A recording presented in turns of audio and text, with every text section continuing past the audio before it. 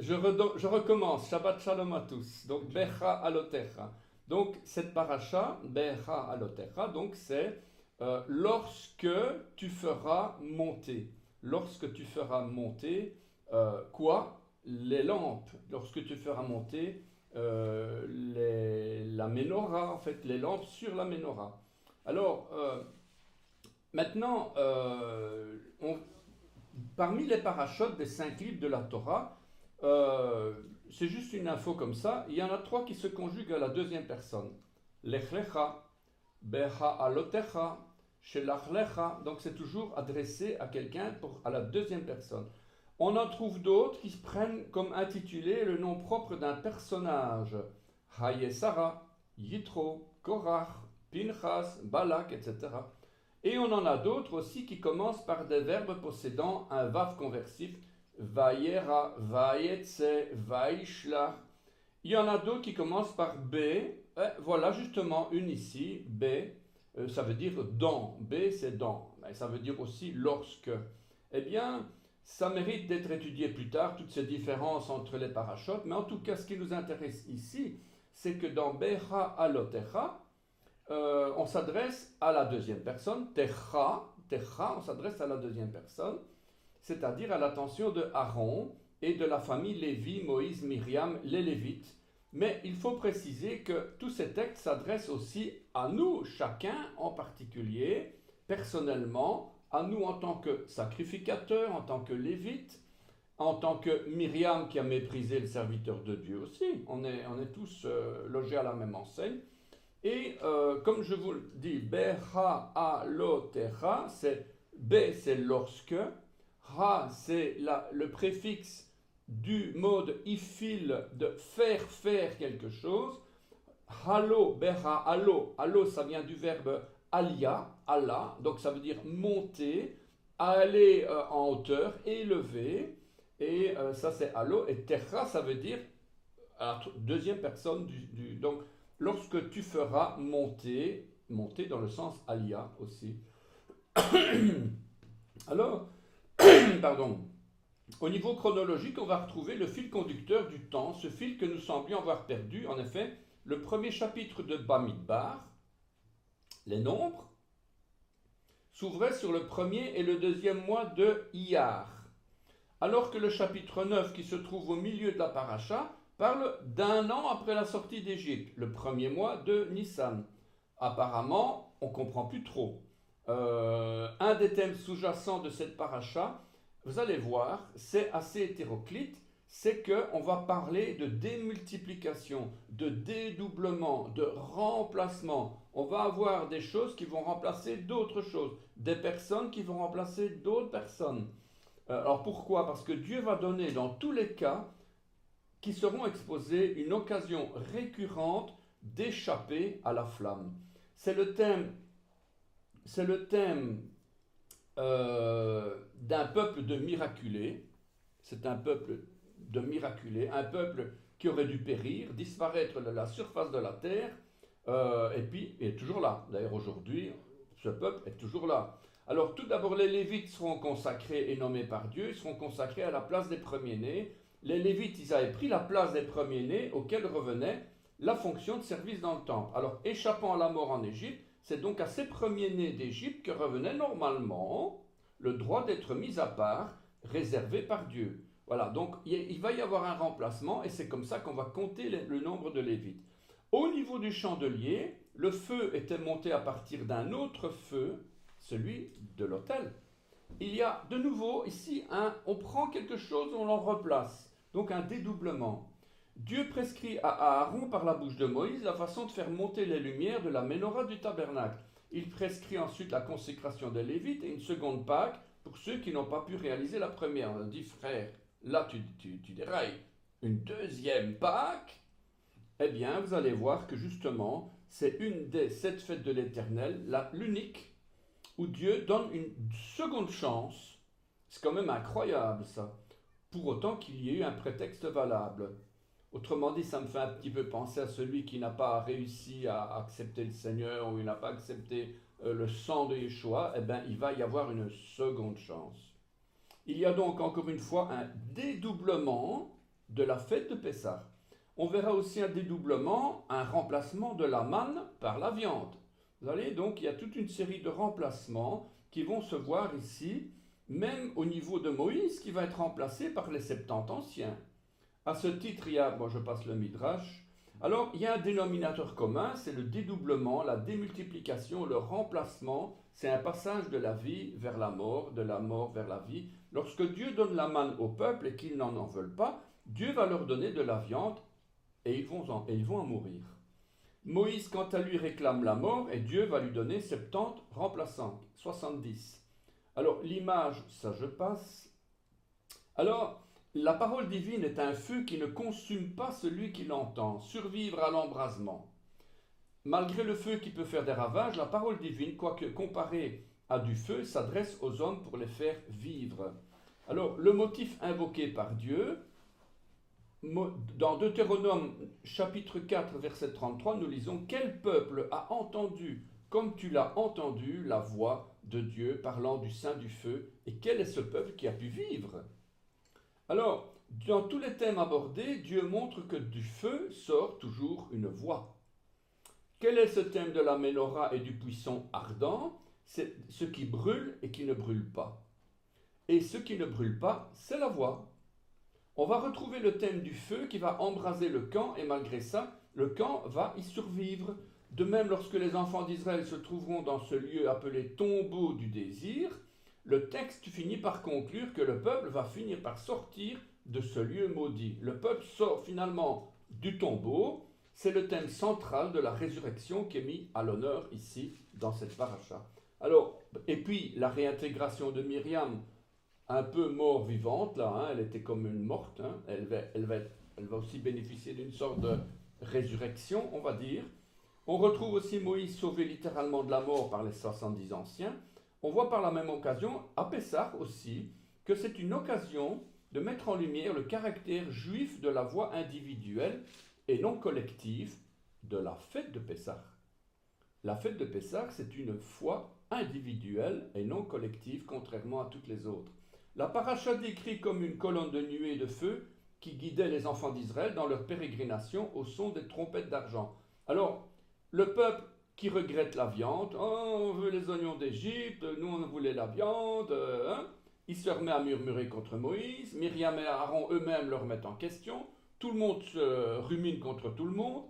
Alors, dans le tabernacle, dans la tente d'assignation, tout est dirigé vers la lumière de la menorah.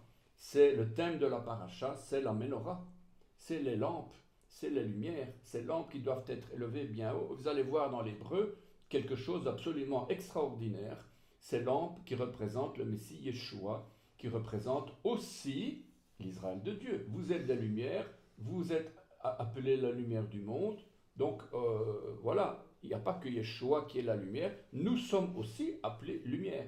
Et donc ici, c'est Israël de Dieu, puisque la menorah va représenter, on le voit dans l'hébreu aussi. Alors, le tabernacle avait un but. C'est la rencontre de Dieu avec son peuple. Cette rencontre cachait la préparation d'un mariage divin. Proverbe 9, je vous le montre, le Proverbe 9, puisque vous devez participer avec nous au texte. Alors, la sagesse a bâti sa maison, elle a taillé ses 7 colonnes, elle a égorgé ses victimes, mêlé son vin et dressé sa table, elle a envoyé ses servantes, elle crie sur le sommet des hauteurs de la ville, que celui qui est stupide entre ici, elle dit à ceux qui sont dépourvus de sens, venez, mangez de mon pain et buvez du vin que j'ai mêlé, quittez la stupidité et vous vivrez et marchez dans la voie de l'intelligence. Alors, cette voie de l'intelligence passe par la lumière. Dans ce tabernacle céleste, Yeshua est occupé à bâtir sa maison. C'est lui le fiancé qui taille ces 7 colonnes. Yeshua est appelé la sagesse. On connaît tous, en tant que chrétien, la sagesse. On demande à quelqu'un le plus basique des chrétiens, on va dire, la sagesse pour toi c'est quoi? Ben, c'est Yeshua, c'est Jésus. C'est lui. On connaît le proverbe, etc. Donc c'est lui le souverain sacrificateur qui a égorgé les victimes du sacrifice, puis dressé sa table comme le faisaient les Kohanim, donc les sacrificateurs. Yeshua, lui, il invite tout le monde à entrer, même les stupides, et et les dépourvus de sens. Et j'aime bien cette parabole du repas de noces, où le maître de la maison dit « Allez chercher dans les rues et dans les chemins tout ce que vous trouverez, les bons et les méchants. » Je dis « Attends, c'est écrit ça ?» « Oui, c'est écrit. Les bons et les méchants. » Tous sont invités à rentrer. Donc, on ne vous demande pas si vous êtes bon ou si vous êtes méchant. On vous demande de porter la robe de fin lin pour passer par la porte. Ça, c'est super intéressant parce qu'on se dit entre nous, parfois, on dit « Ouais, mais il y a un tel, oui, mais il y a un tel. » Eh bien non, justement. Ça, c'est un autre problème. Ça vient après. Ça, c'est la sanctification qui vient après. Eh bien, parmi toutes ces choses-là, on a vraiment, Yeshua invite tout le monde à entrer. Alors, on va lire ce passage, puisque c'est une petite intro, hein. On a l'habitude à l'Assemblée Beth Yeshua de faire des intros de 36 heures. Alors, Nombre 8, 1 à 26, l'Éternel, donc, Vaïdaber Adonai el Moshe Lemo, l'Éternel parla à Moïse et dit, Daber el Aharon ve'amarta, parle à Aaron et tu lui diras, Helaiv Beha-ha-lo-techa. Lorsque tu monteras les lampes, c'est déjà faux, c'est lorsque tu feras monter, je l'ai traduit déjà dans le bon hébreu, Beha-ha-lo-techa et anerot. Lorsque tu feras monter les lampes, El moul pnei amenora, sur le chandelier. Les 7 lampes, Haïru shivat anerot, les 7 lampes devront éclairer en face. Alors, les 7 versets, regardez bien, c'est quand même intéressant. Les 7 versets du chapitre 8 nous parlent de la lumière dans le tabernacle, présence du Mashiach. Nous avons déjà vu dans une paracha précédente, le placement de la menorah, c'est pas nouveau. D'ailleurs, je vais vous montrer une comparaison entre ce qu'on a vu précédemment, parce que le fait de monter la menorah, ça date déjà du livre de l'Exode. Donc, on reparle maintenant ici, mais vous allez voir une différence fondamentale entre les deux passages. Alors ici, le verbe composé, lorsque tu monteras, c'est une forme construite. Telle qu'elle est donnée, elle est unique dans la Bible et elle se nomme, donc c'est une forme ifil. Ça veut dire, donc vous avez be, hi, ala, techa. B, c'est une préposition de temps, c'est lorsque. Hi, c'est un préfixe de ifil, c'est faire. Ala, c'est le verbe de monter. Techa, c'est la deuxième personne du masculin singulier, voilà. Alors, un petit peu de grammaire, ça vous lirez vous-même. Allah, en tout cas ici, c'est faire monter, c'est faire élever, c'est faire remonter, c'est faire offrir. Lorsque tu feras couvrir, lorsque tu feras lever l'aurore, lorsque tu feras élancer, c'est quand même intéressant de voir qu'on retrouve ici au mode ifil, faire monter, réveiller, remuer, agiter mentalement, offrir, apporter des dons et exalter. Autrement dit, si je relis ça en français courant ou en hébreu courant, parle à Aaron et tu lui diras, lorsque tu feras élever, c'est-à-dire lorsque tu réveilleras, lorsque tu agiras mentalement, lorsque tu exalteras les lampes sur le chandelier, les 7 lampes devront éclairer en face. Donc vraiment déjà une curiosité particulière. Alors maintenant, on se dit, ben attends, c'est pas la première fois qu'on parle de la menorah. On en a parlé dans Exode 25-37, dans la paracha Teruma. Eh bien, et là on est dans Nombre 8-2. Eh bien, je me mets à comparer, justement, ce qui nous intéresse, c'est pourquoi il y a des différences. Ça ne sert à rien de dire, ouais, on en a déjà parlé, etc. Eh bien, justement, pourquoi il y a des différences? C'est ça qui nous intéresse. C'est pas qu'on relit 46 millions de fois le verset, c'est pourquoi et quelle est la différence. C'est ça qu'on doit être cherché à appeler. Donc l'analyse comparative suivante démontre par A plus B la différence entre le avant et le après l'installation du tabernacle. Avant et pendant l'installation du Mishkan, les Lévites n'étaient pas encore envoyés en mission pour combattre le bon combat de la foi. Après, le peuple était censé avoir compris le minimum vital. Les lumières sur la menorah devaient être circoncises. Et on va lire verset 37. Tu feras ces 7 lampes qui seront placées. Donc on est dans Exode 25, 37. Tu feras ces 7 lampes qui seront placées dessus de manière à éclairer en face. C'est quand même curieux. Et éclairer en face, tu as déjà vu une menorah qui éclaire en face, toi? Moi, quand je vois une menorah, elle éclaire autour. À moins de mettre un miroir d'un côté pour lancer la lumière. Non, on ne peut pas éclairer en face. Une menorah, ça éclaire l'ambiance. Eh bien, justement, la position des lampes en face est définie par Al-Ever Paneya.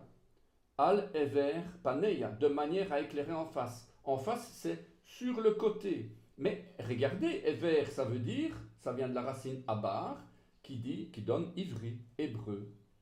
Donc c'est une allusion complètement évidente que la menorah a un objectif unique d'éclairer le peuple qui est de l'autre côté, c'est-à-dire les Hébreux, c'est-à-dire en clair Israël.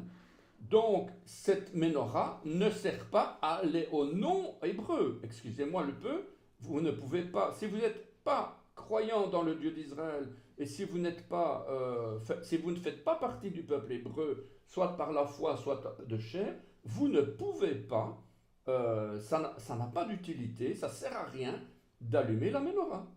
Donc, seront élevées les lampes et la lumière sur le peuple hébreu en face. C'est uniquement dans ce but-là que sert la menorah. Héber, au-delà, en face, sur le bord. Regardez-moi tout ça, ce qu'on voit dans l'hébreu. Région au-delà, ou de l'autre côté. Et Abar, qui donne hébreu, c'est passer, faire passer. Donc le peuple hébreu a été appelé à jamais rester sur place, en fait. Il est appelé à continuer, à avoir cours, à ôter, à traverser, aller au-delà, prendre les devants. Rendez compte dans quoi on est embarqué par la foi. Et on croit avoir la paix, la tranquillité dans notre maison ou dans notre famille ou dans notre vie de tous les jours, professionnelle et tout. Et ben non, justement, on est appelé à nous précipiter, à atteindre un but, à continuer. Voilà. Héber, donc l'hébreu, ça vient de là. Alors regardez bien les deux, justement. Exode 25, 37, pour éclairer en face. Vers Sita et Nerotea Shivea. Donc tu feras des lampes au nombre de 7. Puisque en fait, c'est ça qui nous intéresse. C'est pourquoi, quelle est cette différence? Et Ve'ela et Nerotea Veir al Ever Panea. Et elles seront élevées dessus de manière à éclairer sur l'au-delà, sur le côté de la face. Et regardez ce qu'on trouve maintenant dans notre fameux nombre 8.2. Pour éclairer en face, Daber el Aharon ve'amarta elaiv be'acha letecha. Donc justement notre verbe, parle à Aaron et tu lui diras lorsque tu monteras, lorsque tu feras élever, lorsque tu réveilleras, on a vu ça, lorsque tu agiteras mentalement, lorsque tu exalteras. Les lampes, le devant circoncis, sur le chandelier, les 7 lampes devront éclairer en face. Moi je lis texto, El moule, ça veut dire circoncire. Moule, ça veut dire circoncire. Ça a donné d'ailleurs le mot, comment est-ce qu'on dit celui qui circoncie là, le moël, ça vient de là quoi. Donc c'est circoncire, taillir en pièces. Pnem amenora aïrou shivat anerot. Donc ici, il y a déjà une différence. Là, le peuple n'était pas circoncis. Il était appelé Israël et c'est lui qui sera appelé à partir à gauche, à droite.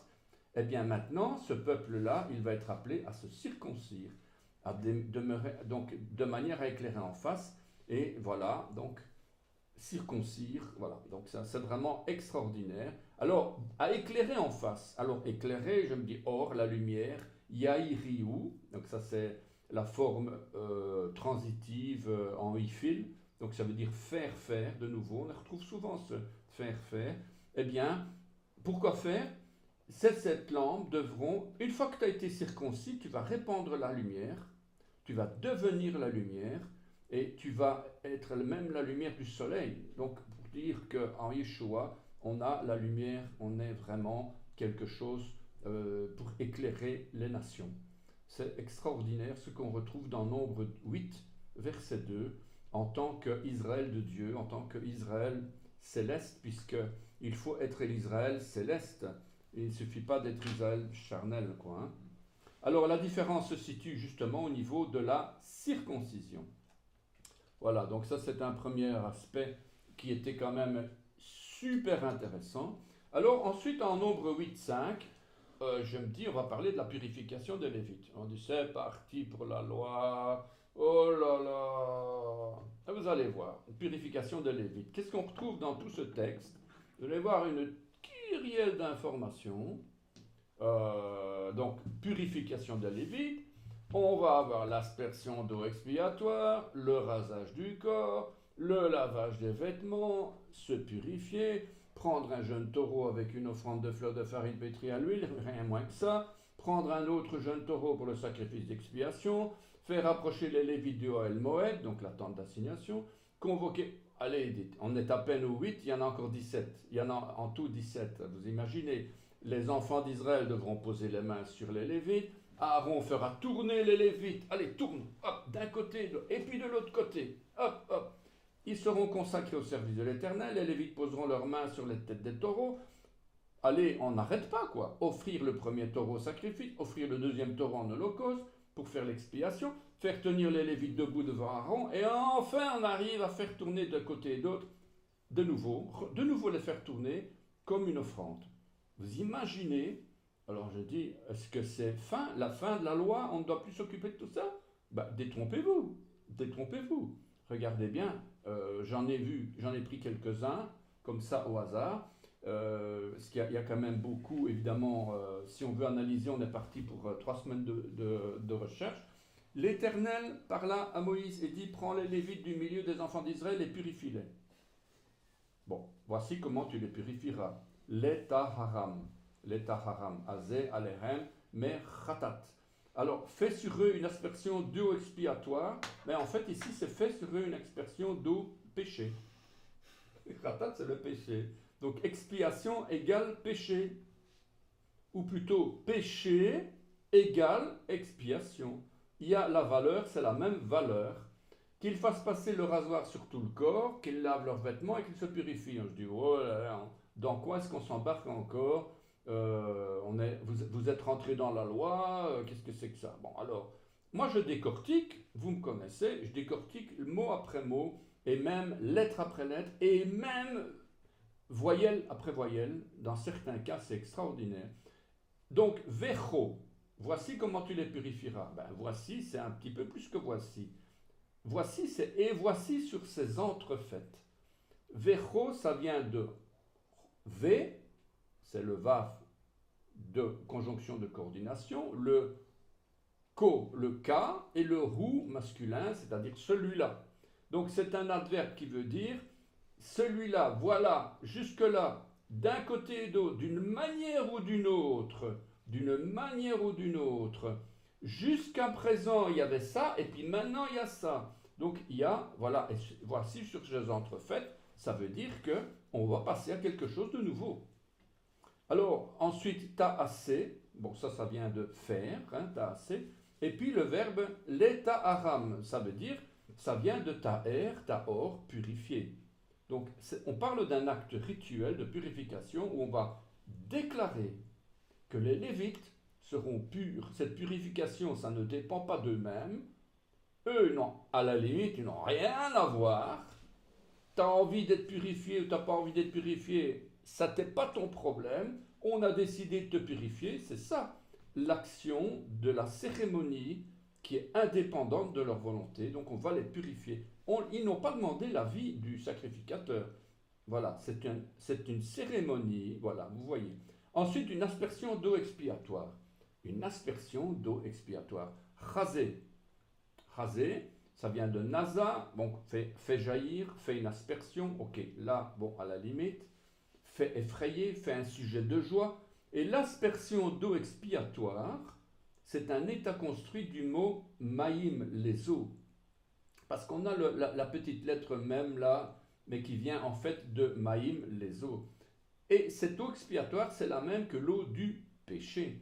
Autrement dit, je peux dire vers, dans le but de la purification, asperger sur eux de l'eau du péché. C'est tel que, hein.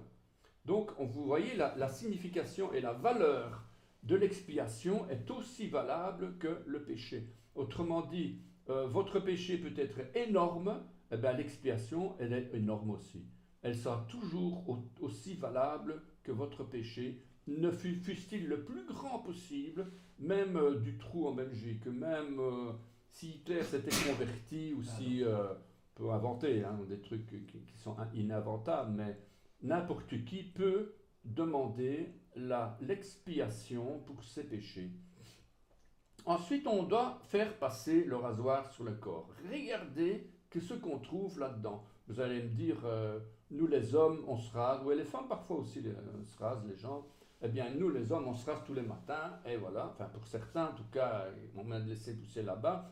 Faire passer le rasoir sur le corps. Abar, donc c'est faire passer. On retrouve de nouveau notre héber, notre ivri, notre hébreu.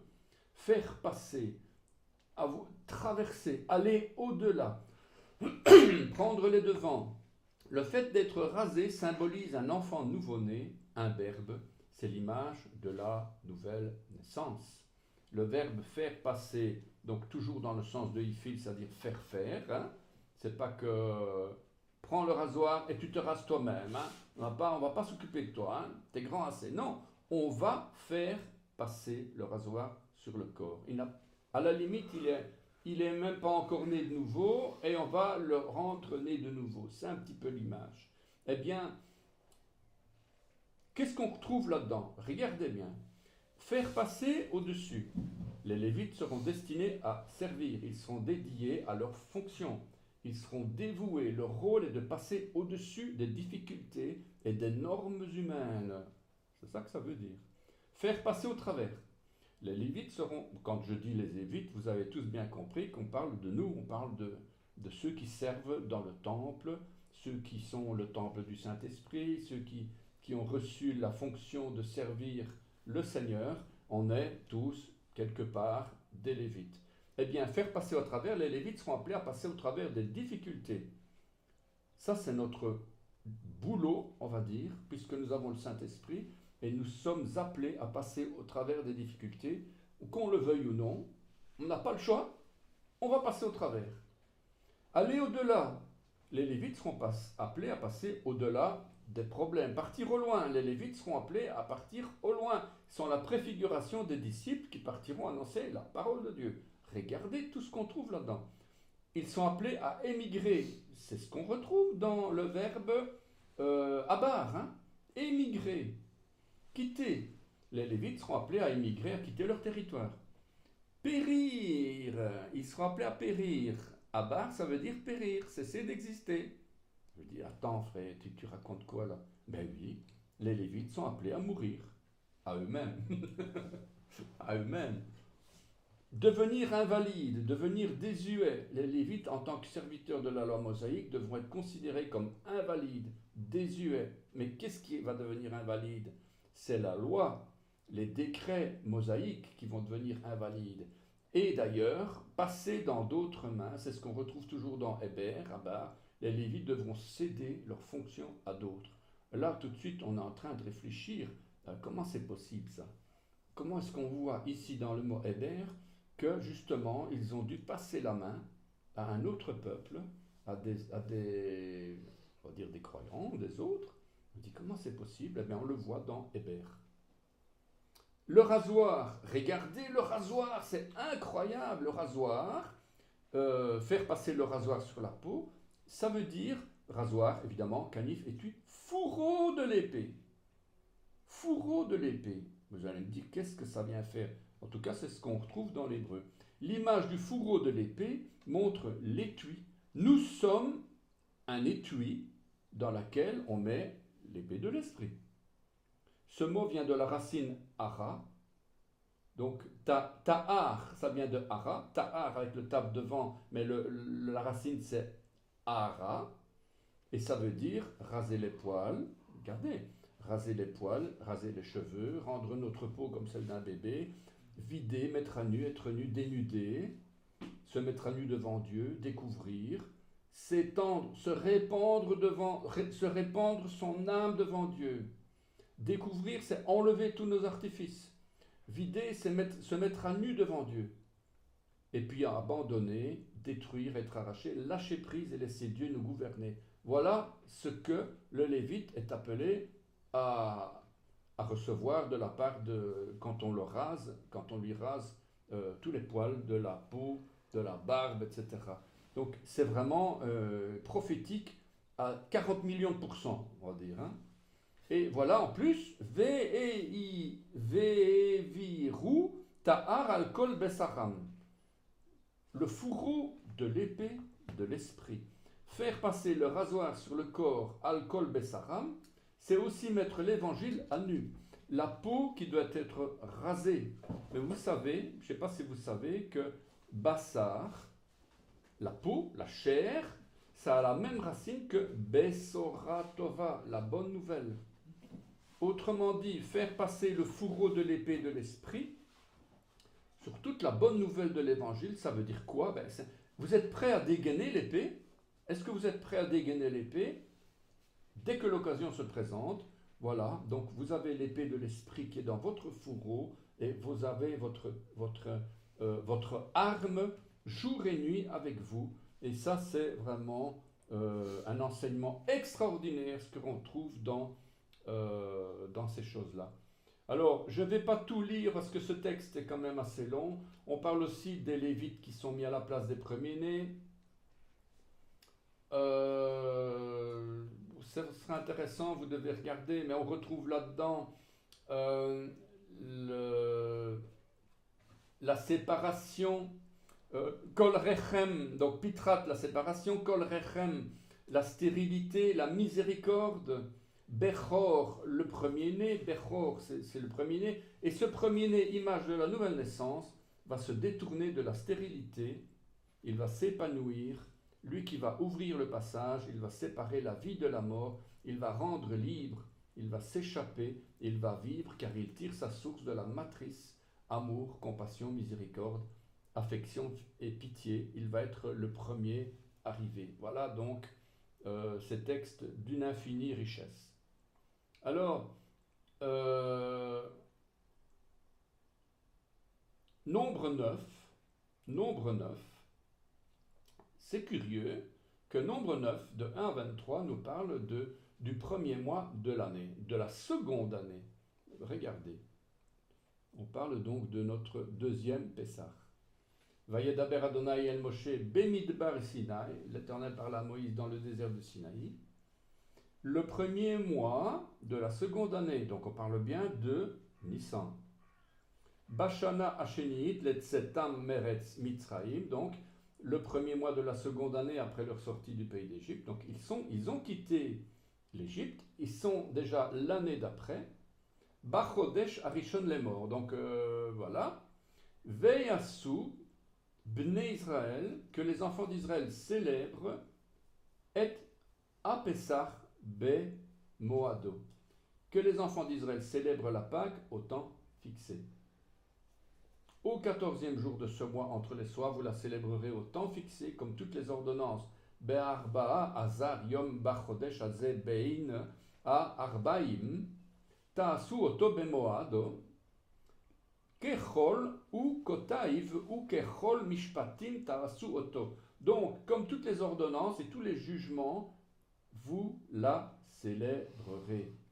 Alors, on le savait et ça se confirme encore, la fête de Pessah ici n'est pas ordonnée par Dieu. Écoutez bien, c'est étonnant. La fête de Pessah n'est pas ordonnée par Dieu à Moïse lors de la sortie d'Égypte. Parce que ce n'était pas encore dans la Torah à ce moment-là. Ce n'était pas encore un commandement. La Torah n'était pas encore arrivée. Pessah fait donc partie des règles qui sont liées au rendez-vous. Elles sont fixées au rendez-vous avec Dieu, à la rencontre entre Dieu et son peuple. Ceux qui ne veulent pas y participer ne feront pas partie de l'épouse. Là, frère, ouais, là, je vais me faire tuer. Là. Ceux qui ne veulent pas y participer, donc à la fête de Pessah, ne feront pas partie de l'épouse. Alors, on suppose, d'après la lecture, qu'ils seront rejetés qu'en tant que fiancés ou épouses, mais pas en tant que sauvés. Ben non, le salut, on ne parle pas du salut, on parle de la préparation de l'épouse, de la fiancée, pour un mariage céleste. Parce que le temps fixé auquel cette fête devrait avoir lieu, c'est le Moed. C'est un rendez-vous. Voilà, donc c'est des choses quand même d'une gravité extrême, on va dire. Il y a donc ici, en tout cas pour cette fête de Pessah, un rattrapage possible. C'est quand même, comme c'est grave, eh bien Dieu a permis qu'il y ait un rattrapage possible. Alors, vous savez qu'un rendez-vous manqué est perdu. Il n'y a pas de rattrapage possible. C'est comme un encouragement ici, justement. C'est que la Torah parle ici pour montrer que l'Éternel n'est pas en reste pour ceux qui travaillent. Il y a plusieurs cas parfois négatifs qui démontrent que rien n'est laissé au hasard, mais ça démontre aussi que parmi les fêtes de l'Éternel, le temps fixé a été donné. Vous ne voulez pas le respecter? Tant pis pour vous. Dieu, il n'a pas donné un autre temps. Shabbat, c'est pas dimanche. S'il est dépassé, par exemple, et que Yom Kippour n'a pas pu être célébré en temps et en heure, vous n'avez pas un deuxième Yom Kippour. Pour le Shabbat, c'est le 7e jour. Il n'y a pas, on ne recommence pas le 8e, c'est le 7e. Et que pour l'une ou l'autre bonne raison, on décide de revenir le lendemain, par exemple le dimanche, la Torah ne laisse aucune marge possible. Un Shabbat non respecté est un Shabbat perdu. C'est clair, c'est la Bible, c'est la Torah. De même pour tous les autres rendez-vous. Shavuot, Yom Teruah, le Rosh Hashanah, Sukkot, il n'y a pas de rattrapage possible. Un rendez-vous manqué. Vous avez un rendez-vous, vous êtes jeune, amoureux, vous avez un rendez-vous avec votre dulcinée, votre belle, et voilà, vous avez raté votre rendez-vous. Et qu'est-ce que vous pensez que ça va donner? À ton avis, qu'est-ce que ça va donner un rendez-vous manqué? C'est parti pour toute la vie. La femme, elle va se poser des questions à ton dos. Elle va se dire, ouais, mais s'il est comme ça, lui... Donc c'est parti pour des rancunes, etc. On a beau essayer de se justifier, la cause, elle est perdue d'avance. Car ce qui est important dans un rendez-vous, ce n'est pas dans la façon que se déroulera ce rendez-vous, mais c'est dans le respect du temps qui a été fixé. La barrière qui va se créer entre les fiancés, c'est quoi? C'est le manque de confiance. Pendant des années plus tard, si le mariage est quand même conclu, vous allez entendre. Oui, d'ailleurs, tu es toujours en retard. Oui, d'ailleurs, même à notre mariage, tu étais en retard. Oui, même dans nos premiers rendez-vous, tu étais en retard. Vous allez voir comment ça va revenir. Tout le temps, alors c'est vraiment un avertissement sévère que Dieu fait aux croyants en Yeshua, messianiques, chrétiens, tout sur la relation d'amour qui est censée subsister entre lui et nous. Si vous donne un rendez-vous, pourquoi vous ne faites pas ce qu'il vous dit? Pourquoi vous ne faites pas ce qu'il vous dit? Il vous dit, voilà, c'est le Shabbat, voilà, c'est les fêtes, voilà, je te donne un rendez-vous. Pourquoi tu ne veux pas le respecter? Qu'est-ce qui fait que tu ne veux pas le respecter? Tu es à ce point fier et dire, non, c'est moi qui décide, quel est le meilleur rendez-vous? Non, c'est Dieu qui donne les rendez-vous, c'est pas vous qui lui donnez rendez-vous. Alors voilà, donc, voilà, c'est vraiment la gravité. Mais il y a parmi toutes ces gravités une exception, et justement, pourquoi j'insiste sur toutes ces exceptions, parce que justement, Pessah, c'est différent. Excusez-moi. Alors, lisons au verset 6. Il y eut des hommes qui, se trouvant impurs à cause d'un mort, ne pouvaient pas célébrer la Pâque ce jour-là. Ils se présentèrent le même jour devant Moïse et Aaron. Et ces hommes dirent à Moïse, « Nous sommes impurs à cause d'un mort. Pourquoi serions-nous privés de présenter au temps fixé l'offrande de l'Éternel au milieu des enfants d'Israël ?» Moïse leur dit, « Attendez que je sache ce que l'Éternel vous ordonne. » Autrement dit ici, Moïse ne va pas décider tout seul, c'est lui qui va justement il va demander à Dieu. Et on va retrouver d'ailleurs ce même genre d'expression où des personnes croient avoir perdu quelque chose et où après avoir été lésées, ça leur sera augmenté. Eh bien, ici les hommes ils avaient été privés de Pessah, et ils disaient, pourquoi serions-nous privés? Lama nigara. Lama nigara. Autrement dit, pourquoi on serait retranché? Pourquoi on serait diminué? Pourquoi on serait anéanti? Pourquoi on serait dérobé, restreint? Voilà, vous avez toute une série de mots.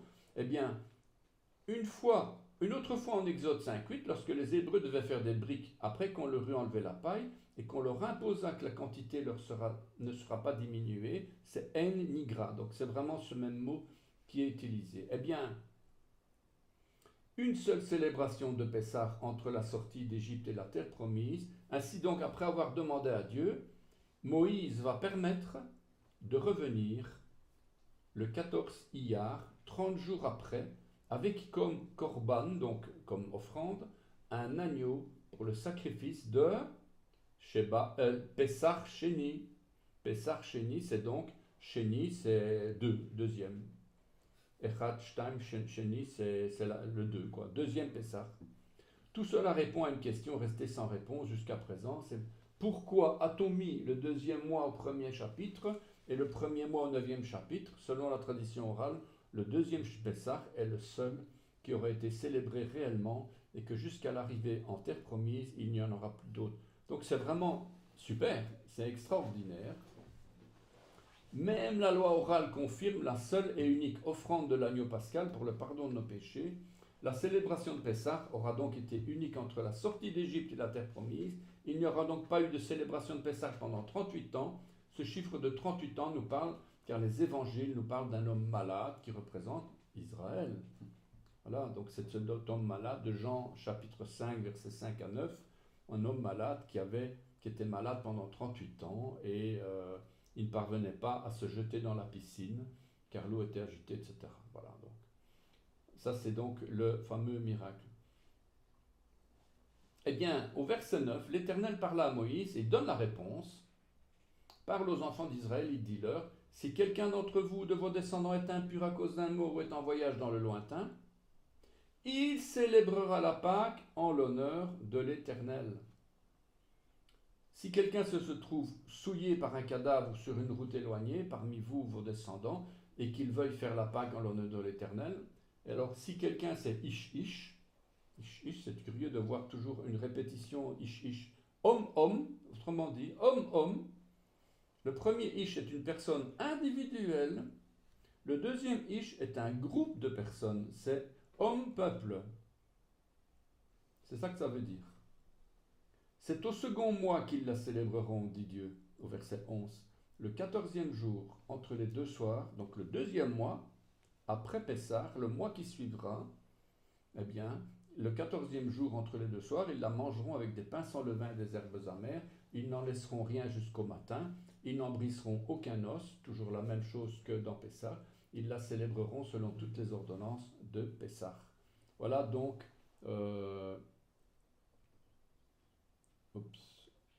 J'essaie de... Voilà. Donc, alors, avec toutes ces fréquentes révoltes, les murmures du peuple, petit à petit, quelque chose change pour Moïse. Nous sommes arrivés aujourd'hui, 2 ans après la sortie d'Égypte, et c'est la fête de Pessah. C'est l'époque qui va sonner le glas de Moïse, car des personnes viennent se présenter devant Moïse, car ils seront déclarés impurs. Voilà, donc vous avez lu, comme moi, c'est intéressant de voir que Pessah est une fête qui est en dehors des autres fêtes. Elle a un statut particulier et on peut, si jamais vous avez une raison valable, vous pouvez la refaire. Et voilà. Alors, Nombre 9, 22. Donc, on sait que le peuple hébreu ne marchait pas tout le temps. Et voilà qu'on arrive lorsque ils étaient en marche pendant plusieurs jours. Pendant d'autres jours, ils étaient à l'arrêt, etc. Ils avançaient, ils arrêtaient. Le texte dit « ou 2 jours ». Eh bien, on va lire « Si la nuée », au verset 22, Nombre 9, 22, « Si la nuée s'arrêtait sur le tabernacle 2 jours, ou 1 mois, ou 1 année, les enfants d'Israël restaient campés et ne partaient point, et quand elle s'élevait, ils partaient. » Voilà, donc on retrouve une forme duel. On va passer ça. On a cette grammaire comme ça. Alors, les trompettes d'argent. les trompettes d'argent, intéressant de voir pourquoi est-ce qu'on nous parle de trompettes d'argent et quelle différence avec le chauffard. Les trompettes d'argent sont, on va dire que c'est un petit peu moins connu. C'est un petit peu moins connu que notre chauffard. Hein. On a l'habitude dans nos mouvements juifs et messianiques de sonner du chauffard, mais les trompettes d'argent, c'est quand même fort bien biblique. Hein. En Nombre 10, de 1 à 36, les trompettes d'argent, voilà, elles sont moins connues dans nos milieux que le traditionnel et attrayant chauffard, cette corne de bélier qu'on a habitué à sonner. Pourtant, elles n'ont pas moins d'importance. Hein. Et la Bible dit, en Nombre 10, versets 1 et 2, Ose lecha shte chatzot kesef. Fais-toi de trompettes d'argent. Chatzot kesef. Kesef, c'est argent. Kesef, kesef, kesef. Tu le feras d'argent battu. Miksha taase otam. Elles te serviront pour la convocation de l'assemblée et pour le départ des camps. Voilà donc 2 trompettes d'argent battu. Shtei chatzot kesef miksha. Chatzot, c'est donc trompette, hein, ça vient de Hatzer, la cour, l'enclos, la colonie. Donc ce mot nous parle du parvis du tabernacle, où Dieu convoque tout le monde devant l'autel des sacrifices. En tout cas, lorsqu'on voit la disposition du parvis, la première chose que l'on voit au milieu de ça, les sacrifices sur l'autel, permettent à tous de rentrer par la porte pour voir au loin le royaume de Dieu, le lieu très saint. Les trompettes sont faites d'argent battu, kesef, kesef, kesef, comme l'argent qui depuis toujours, depuis 4000 ans, court aujourd'hui, c'est toujours kesef.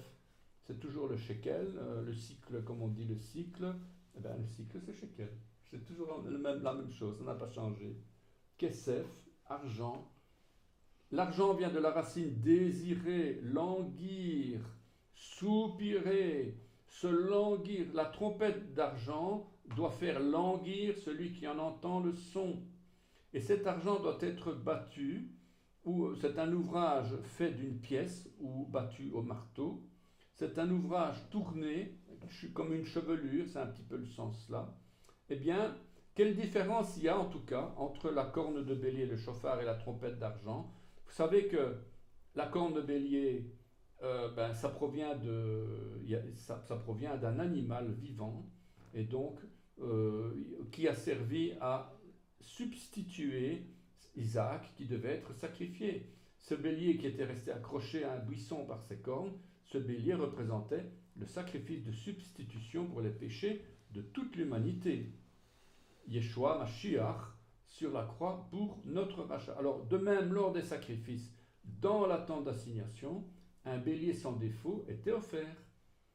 Il devait être pris, abattu, mangé. Les os et la chair non consommés ne devaient pas être conservés jusqu'au matin. Ce qui restait, c'était la corne du bélier.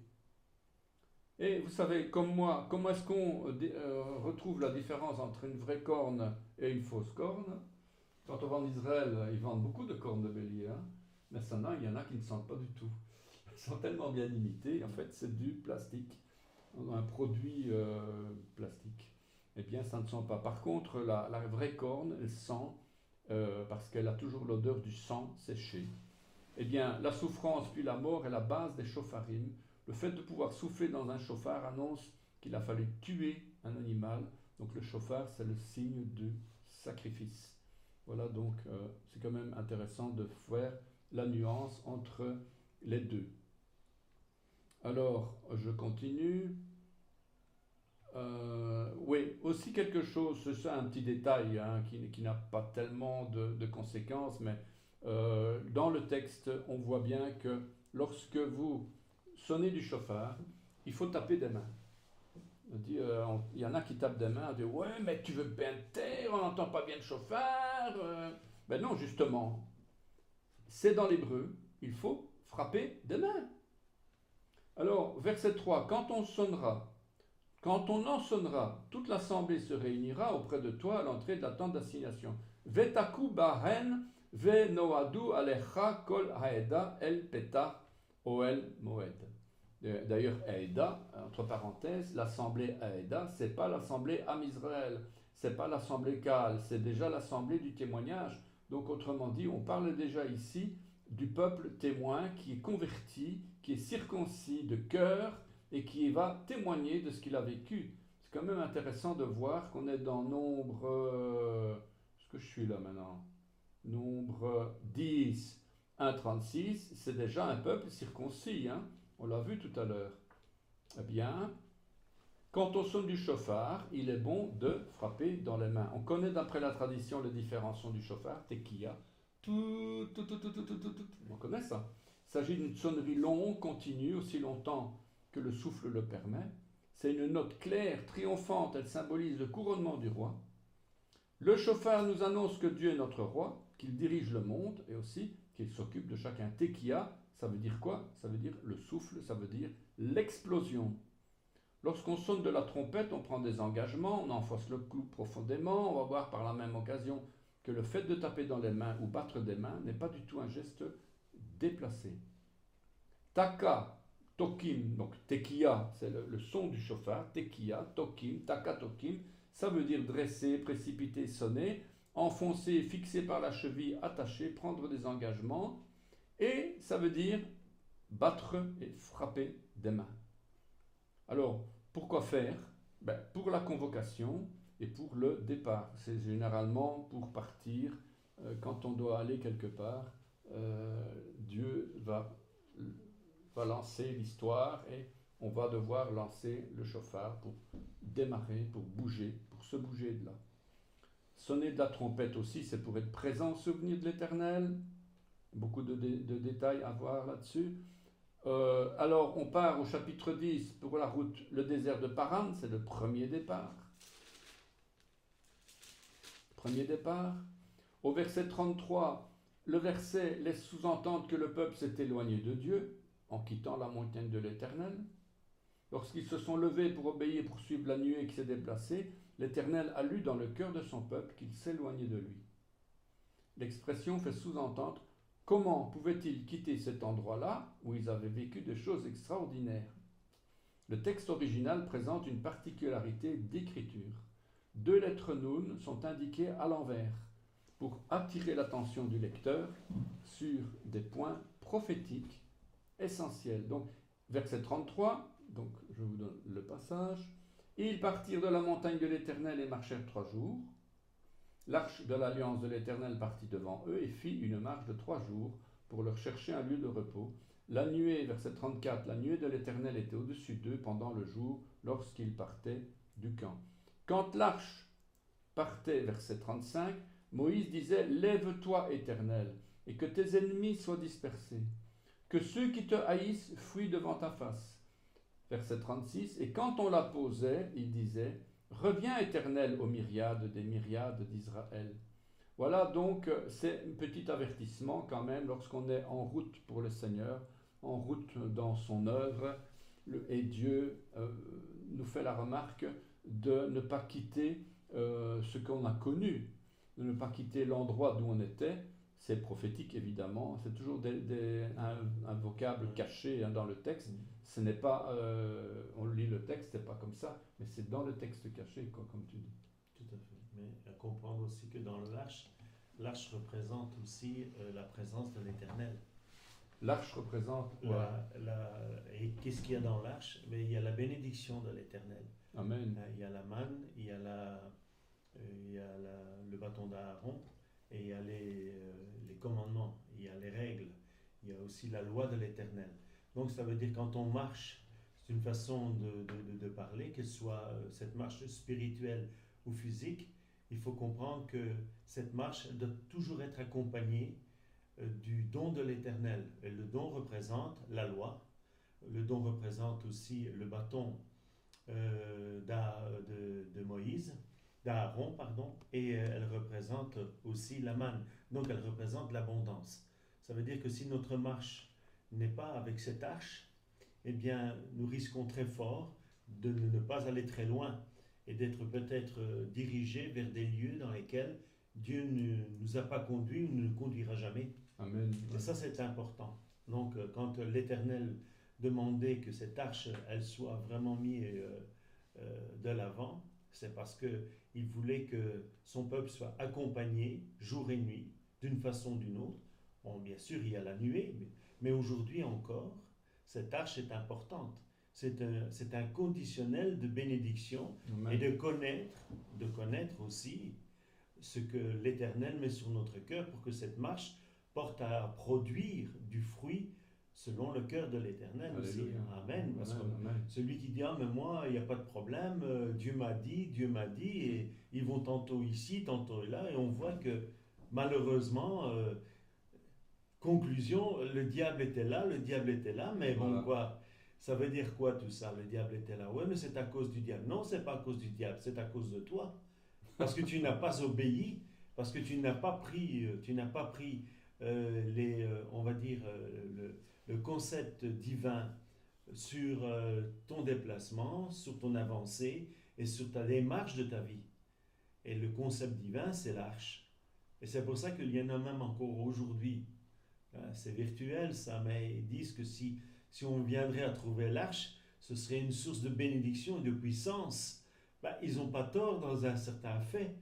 Ils n'ont pas tort parce que c'est vrai. Ouais, tout à Puisque fait. où l'arche se trouvait, elle était sujet de bénédiction. D'ailleurs, quand les Philistins se sont acquis Alors là, ils l'ont dans payé l'histoire, cher. ils l'ont payé très cher. On sait ce qui leur est arrivé, hein.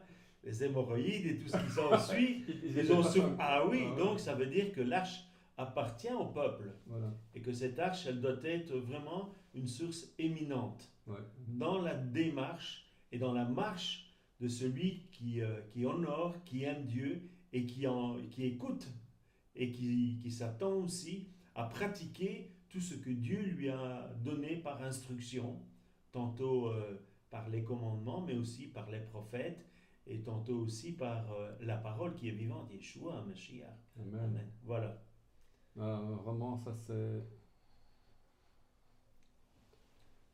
c'est vraiment extraordinaire ce que nous vivons aujourd'hui dans ces temps prophétiques et ces révélations que la parole nous donne.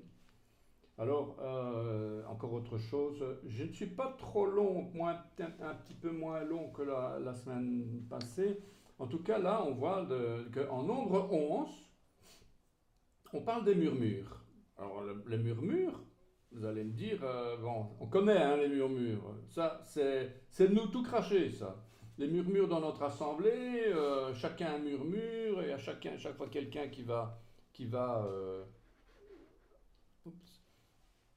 Alors, donc nombre 11, verset 1, donc nombre 11 de 1 à 35, voilà.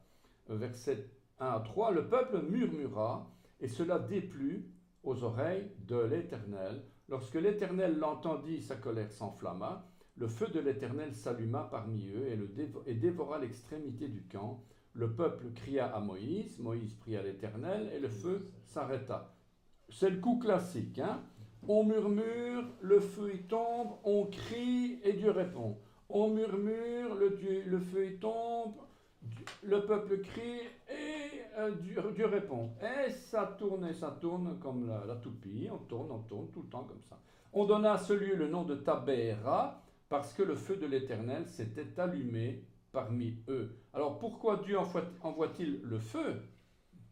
Ça, c'est quand même, on pourrait se dire, pourquoi est-ce qu'il n'ouvre pas la terre ou je sais pas moi, on pourrait avoir toutes sortes. Non, ça doit être le feu. Parce que justement, le feu est comparé à la stupidité. Le feu est comparé à la stupidité. D'abord, un premier verset, Proverbe 30, versets 15 et 16. La sangsue a 2 filles, donne. 3 choses sont insatiables. 4 ne disent jamais assez. Le séjour des morts, la femme stérile, la terre qui n'est pas rassasiée d'eau, et le feu qui ne dit jamais assez. Bon, tout ça pour dire, hein, parce qu'en fait, les murmures sont, comme on va le voir, un objet de stupidité inutile qui ne sert à rien. On ne murmure jamais de manière utile. Ça sert à rien, quoi. Excusez-moi. Il y avait de l'eau ici. Ah, voilà. Philippe m'avait apporté de l'eau et puis finalement je ne le bois même pas. Philippe, Pardon. Je te supplie de me pardonner. Non, merci. Philippe, il est toujours fidèle, il était là 1 heure avant aussi. Alors, le murmure ne vient jamais suite à une réflexion raisonnable ou sensée. Le murmure vient d'un mensonge de la pensée, une corruption, une perversion de la pensée au niveau du cœur humain. Le murmure révèle le péché. Là, vous vous situez, j'espère, hein? Parce que tous, on a un jour murmuré, hein? Et vous ne savez pas pourquoi vous avez murmuré, parce que c'était plus fort que vous à l'intérieur, il fallait que ça sorte. Eh bien, le murmure, c'est comme un feu qui a toujours faim et soif de manger tout ce qui lui est proposé. Il ne s'arrête que quand il n'y a plus rien à se mettre sous la dent.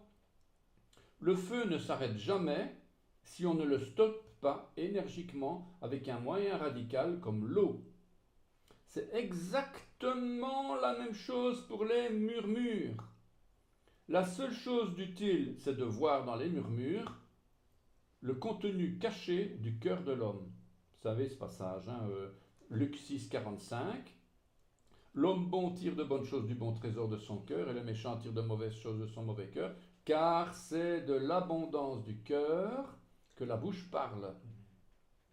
J'aime bien ce passage parce que souvent entre nous on se dit tiens, tu te mets en groupe comme ça, tu bois un petit coup là, et puis à un moment donné tu es un petit peu échauffé, et hop, il y a un truc qui sort de ta bouche, et tu te dis C'est vrai. c'est de l'abondance, Il il y a quelque chose et on ne sait pas contrôler, et il y a un truc qui sort, et ça y est. Ah ben, c'est de l'abondance du cœur, on a toujours quelque chose qui nous remplit. Et d'ailleurs, un autre passage dans Matthieu 12, 34, Yeshua il dit, race de vipères, comment pourriez-vous dire de bonnes choses, méchants comme vous l'êtes, car c'est de l'abondance du cœur que la bouche parle. Voilà, donc ça, ces passages-là, on les connaît. Mais maintenant, regardez le fait du feu, justement, de l'irritation. Ara, donc ça c'est chara, chara. En hébreu, c'est pas ara, c'est chara, qui commence avec un chet, comme par hasard. Le chet, la première lettre ici, ça représente la barrière du péché. Donc ici, c'est la première lettre. Eh bien, chara, c'est la racine de irriter, s'enflammer, se fâcher, la colère. Et la colère et le feu, c'est toujours ensemble, hein. Et ici, il y a un autre mot, tabera, qui vient d'ailleurs du mot bahar, qui veut dire aussi brûler, rien à voir avec bahar de construire, hein.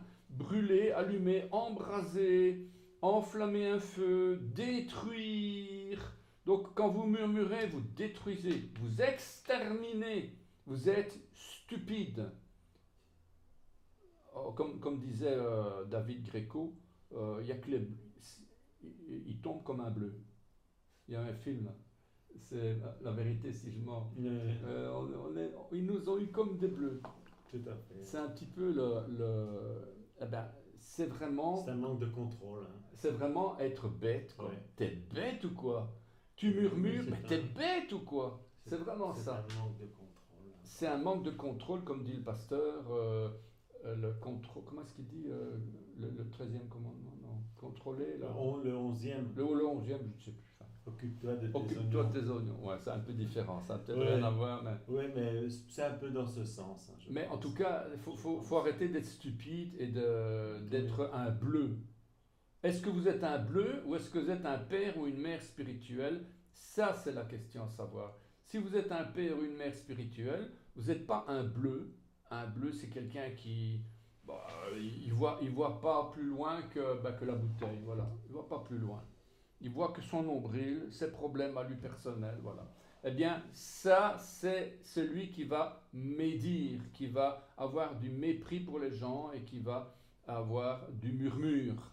Eh bien, il y a un mot Bahara, qui est d'ailleurs une épouse de Shacharaïm, c'est un benjamite. Eh bien, Bahara, il s'appelle stupide, c'est-à-dire qui brûle. Voilà, stupide qui brûle. Ça vient du incendie, vous lancez un feu. Eh bien, il y a des choses vraiment à dire sur cette convoitise aussi, parce que le peuple hébreu, il avait beaucoup de convoitises. Au départ, la convoitise ne venait pas des enfants d'Israël, car ils ont tout eu de Dieu. Ils ont eu le salut, ils ont eu le pardon, ils ont eu l'amour, ils ont eu la protection, ils ont eu les promesses d'un pays avec le lait et le miel. Alors, si certains Hébreux péchaient par convoitise, c'est parce qu'ils refusaient ces promesses et voulaient être comme les nations païennes. Sinon, c'est pour d'autres raisons, parce qu'ils n'avaient pas la foi d'attendre la réalisation. On te promet et tu ne veux pas attendre. Mais il y a aussi le principe de l'influence des autres. Il y a aussi le principe de l'influence des autres qui est important. Et on le voit dans le chapitre 11, verset 4, qui Donc, dit ceci. Nombre 11.4. 11.4 qui dit le ramassis de gens qui se trouvaient au milieu d'Israël. Voilà. Le ramassis. Donc, il y a eu bien sûr, quand un melting pot, là. Tout à fait. Hein, il y avait des gens qui ont suivi les autres. Ils ne connaissaient pas la raison. Ce qu'ils savaient, c'est que, bon, il y avait peut-être quelque chose de bon à voir, mais ils n'avaient aucune base, ils n'avaient aucune foi, ils n'avaient aucun respect de ce qu'ils auraient pu entendre et de ce qu'ils auraient pu faire. Et là, on voit, il y a un ramassis de gens. Et souvent, quelquefois, le Seigneur nous met à cœur de ne pas nous positionner tantôt dans des lieux ou dans des endroits. Et ça me fait penser au psaume 1. Le psaume 1, qu'est-ce qu'il dit? Tu peux le lire. Oui, on va le lire. Il est très intéressant parce que le psaume 1, il dit ceci. Heureux l'homme qui ne marche pas selon le conseil des méchants. On pourrait dire heureux l'homme qui ne marche pas selon le conseil des ramassis de gens. Ouais. Et qui ne s'arrête pas sur la voie des pécheurs. Donc ça veut dire, faisons bien attention où Dieu nous conduit ou bien où nous allons, parce que nous n'avons pas toujours été à demander conseil au Seigneur par rapport à ce que nous devions dire, tantôt dans un lieu, tantôt dans un autre, ou quelquefois au milieu de certaines personnes. Et qui dit, mais qui trouve son plaisir dans la loi de l'Éternel. Et c'est pourquoi les méchants ne résistent pas au jour du jugement, ni les pécheurs dans l'assemblée des justes. Car l'Éternel connaît la voie des justes, et la voie des pécheurs mène à la ruine. Mais il dit ceci aussi, il n'en est pas ainsi des méchants qui sont comme la paille et que le vent dissipe. Donc faisons très bien attention à toutes ces choses. Hein. Il y avait un ramassis de gens là, donc il y avait des gens qui étaient dans l'influence ou dans la portée de la sortie d'Égypte. Il était toujours en train de piquer là. Ouais, et à un certain moment, Moïse, quand ils ne trouvaient plus à être rassasiés tantôt pour leur ventre ou pour une certaine fonction d'appétit qu'ils avaient, eh bien, il y avait des tumultes qui montaient. Et ça a influencé, alors je ne dis pas qu'Israël n'était pas en faute, mais ça a influencé énormément le peuple d'Israël. Et c'est pour ça que souvent, le peuple d'Israël a été éprouvé et qu'il est resté 40 ans au désert. Il aurait pu être 40 jours dans le désert et sortir et directement prendre possession de Canaan où coule le lait et le miel, mais il a fallu que malheureusement, à cause de ce ramassis, à cause de tous ces gens, de type et d'autres, qui étaient là au milieu du peuple, soient éprouvés et soient quelque part, je vais dire, écartés du plan de Dieu. D'ailleurs, il a fallu, l'Éternel parle même d'une génération, il a fallu que cette génération s'efface et que la nouvelle génération puisse prendre... C'est quand même terrible, hein, quand oui, c'est vraiment grave. Mais ça te montre bien, il y a aussi un passage qui me vient à la pensée, qui dit ceci, vaut mieux habiter... dans tes parvis? Non. Vaut mieux se nourrir d'un morceau de pain sec que d'habiter dans la maison d'une personne querelleuse. Ouais. Donc ça veut dire que faisons bien attention où nous demeurons, combien nous n'avons pas été excités ou bien influencés par telle ou telle personne. Pourquoi? Parce que notre place n'y était pas, ou nous avons trouvé peut-être quelque part certains intérêts à entendre et à comprendre d'une certaine forme, et puis à cause de ça nous sommes réellement éloignés de Dieu, et nous avons péché contre notre prochain, parce que même faisons bien attention. L'Éternel dit que si même il y aurait des propos incohérents et même s'il y aurait des situations embarrassantes au milieu de notre Keïla, il faut que tout ça reste dans le sein de la Keïla et que ça ne sorte pas. Faut pas commencer à sortir. Il ne faut pas commencer à sortir. C'est ça que je disais tout à l'heure, on sait comment on est, on sait d'ailleurs, bon et méchant, allez, rentrez. Mais après, il y a la sanctification. Exactement. Mais ça n'a pas à sortir sur la place publique. Tout à fait. Hein. Soyons vraiment des frères et des sœurs. C'est comme une histoire de famille. On peut avoir, pour différentes raisons, pour différentes opinions, pour quelquefois différents choix, que nous ne soyons pas d'accord les uns avec les autres, mais sachons bien que tout ça doit rester, je vais dire, comme un commun accord dans le sein familial, et le sein familial, c'est l'assemblée. Amen. C'est important. Et nous n'avons pas à aller rapporter nos propos à l'extérieur. C'est Proverbe 17, verset 1. Amen. Mieux vaut un morceau de pain sec avec la paix qu'une maison pleine de viande avec des querelles. Amen. Et souvent, et regarde où ça les a amenés. Où les a amenés, je vais dire, cette terrible confusion au milieu d'Israël. L'Éternel s'est mis en colère. Hein. Et encore aujourd'hui, quelquefois, sommes-nous étonnés que certains frères ou certaines sœurs ne sont plus au milieu de nous? Mais pour quelle raison? Alors, nous n'avons pas à les juger ni à les critiquer, mais sachons bien que, je vais dire, il est plus difficile de rester en tant que juste au sein de son foyer, de sa maison, avec des propos cohérents et des propos d'amour et de justice, que de se retrouver dans n'importe quelle confusion et animosité ou rapport à l'extérieur, parce que tôt ou tard, nous allons en porter les conséquences. Mais tu sais, justement, oui. En fait, tu fais mon étude parce que tu dis exactement ce que j'ai... Oh, je ne savais pas ce que tu avais écrit. Non, mais c'est important. Mais regarde que la gravité de ça, c'est justement qu'il suffit d'un rien pour faire éclater une révolution dans un pays, il suffit de se plaindre et de murmurer, afin que les indécis se mettent eux aussi à murmurer. Mais tout à fait. Hein. Alors, tu lances le bazar. Tout à fait. Hein. Et combien peut-être, c'est ça que je dis toujours, est-ce que quelque part aujourd'hui les Keïla se meurent? Je ne pense pas qu'elles se meurent. Moi je pense que Dieu, comme dans cette paracha, il sanctifie et il est là avec son feu et il est pur. Et il éprouve. Voilà.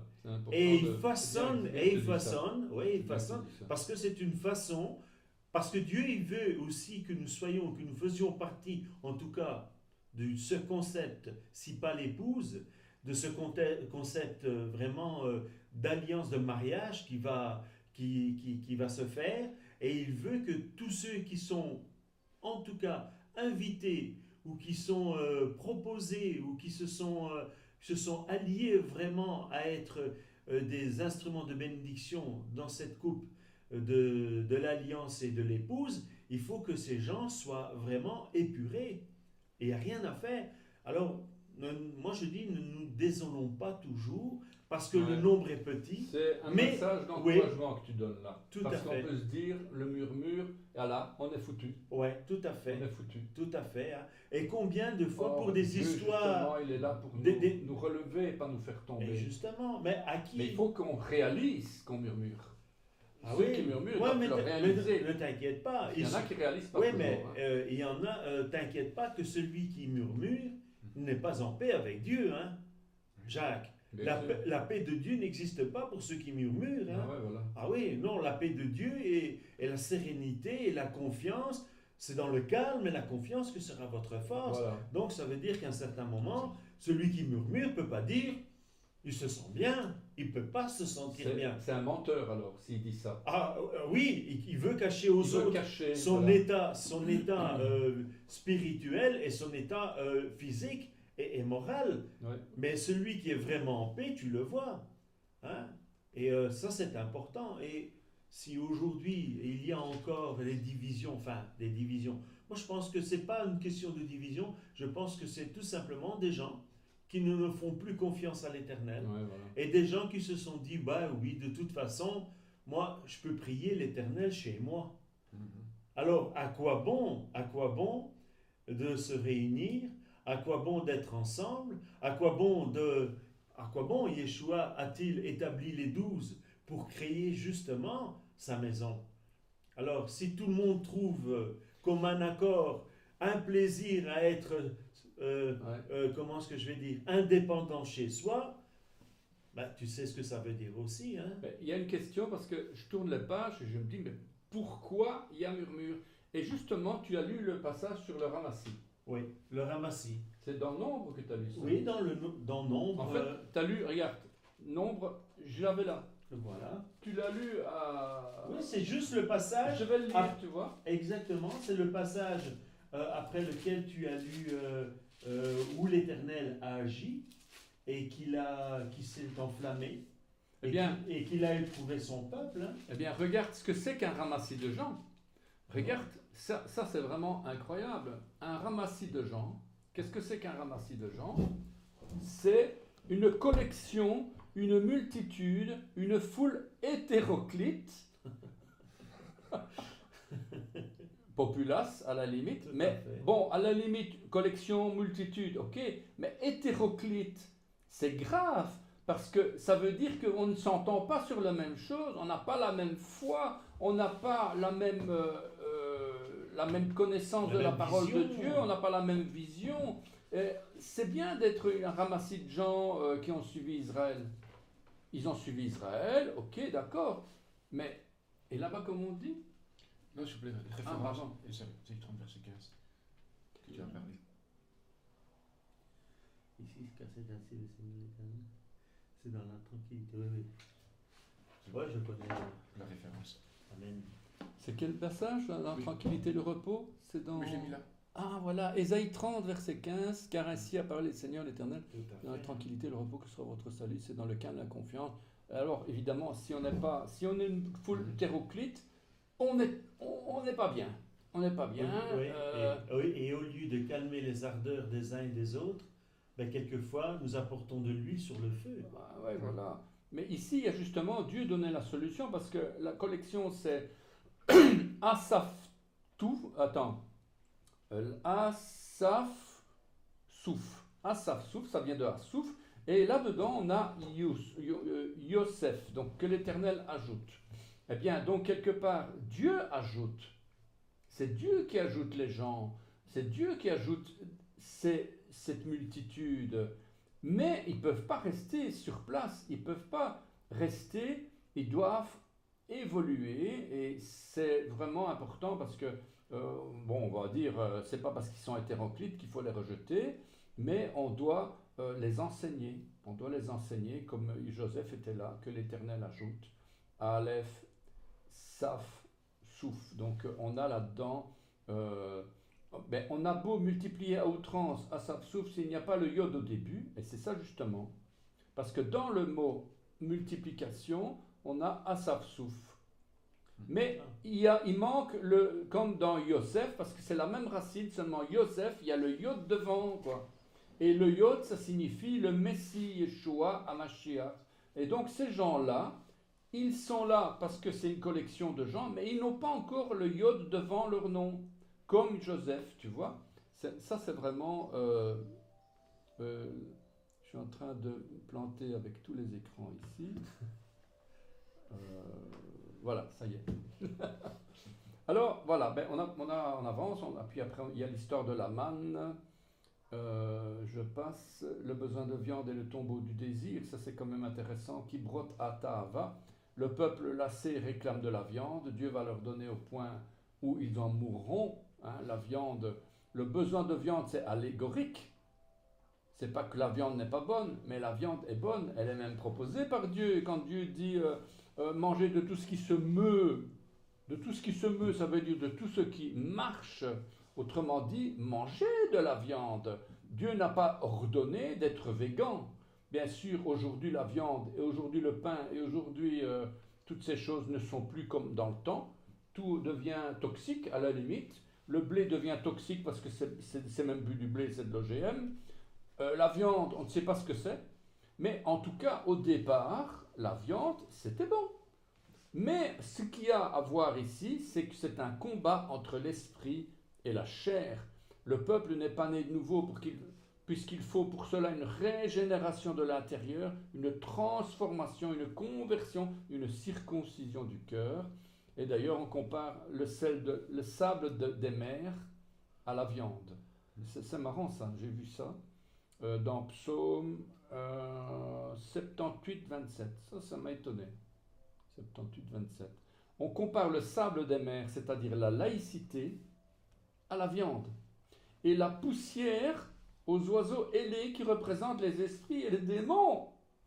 Incroyable. Psaume 78, 27 nous dit « Il fit pleuvoir sur eux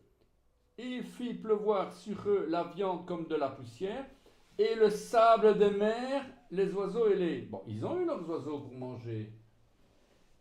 Ils ont eu, mais il fit pleuvoir sur eux la viande comme de la poussière. Poussière de la mer, ça veut dire comme le sable, justement, comme de la laïcité. Comme le sable de la mer, les oiseaux ailés. Donc les oiseaux ailés, voilà. La viande, mais attention, car elle provoque les querelles. La viande, elle est bonne, mais elle provoque des querelles. Proverbe 17, verset 1. Mieux vaut un morceau de pain sec, comme tu lisais tout à l'heure avec la paix, qu'une maison pleine de viande ou comment t'as dit, de richesse, on va dire. La viande avec des querelles. Ou bien, ne sois pas parmi les buveurs de vin, parmi ceux qui font excès de viande. Aussi. Voilà, donc les excès, c'est pas bon, quoi. La viande, c'est symbole de maintenant, tout et tout de suite. La preuve, Ésaïe 22, 13. Et voici de la gaieté et de la joie, on égorge des bœufs et l'on tue des brebis, on mange de la viande et l'on boit du vin. Mangeons et buvons, car demain nous mourrons. Ça veut dire tout de suite. C'est un peu l'image. Ne me faites pas dire ce que je n'ai pas dit. On ne parle pas de ne pas manger de viande. Hein. Je ne suis pas un végan, moi. Hein. Tout à fait. D'ailleurs, j'aime bien la viande de temps en temps. Hein. Mais en tout cas, voilà. Donc, alors, ensuite, on arrive dans la plainte de Moïse, au verset 10. Moïse se plaint. Voilà. Et là-dessus, justement, comme il se plaint, l'Éternel va établir 70 anciens qu'il connaît comme anciens du peuple et qui a comme autorité sur lui. Et il lui demande de les amener dans la tente d'assignation pour les présenter devant Dieu. Voilà, ça c'est donc au verset 16. Voilà donc encore un remplacement qui se fait. Là je passe. Alors après on passe sur un chapitre fort intéressant, mais on est toujours dans la convoitise. Je vous le dis, on est tout le temps dans les murmures. Et c'est justement Nombre 12. C'est la vraie nature de la langue. La langue est la sœur et l'oreille est le frère. Ah oui. Ça, je trouvais ça marrant, quoi. Donc, ce n'est pas du tout un hasard ici que le texte biblique cite Marie et Aaron parlèrent. Car Marie est la sœur et Aaron est le frère. L'un a besoin de l'autre. Sans langue mauvaise, il n'y a pas d'écoute pernicieuse. Et sans oreille, la langue n'a personne à qui parler. Et ne péchera donc pas. Autant l'un est coupable que l'autre. Alors regardez bien, ça c'est marrant. Marie et Aaron parlèrent contre Moïse au sujet de la femme éthiopienne qu'il avait prise, car il avait pris une femme éthiopienne. Va te daber Myriam ve'acharon meoshe.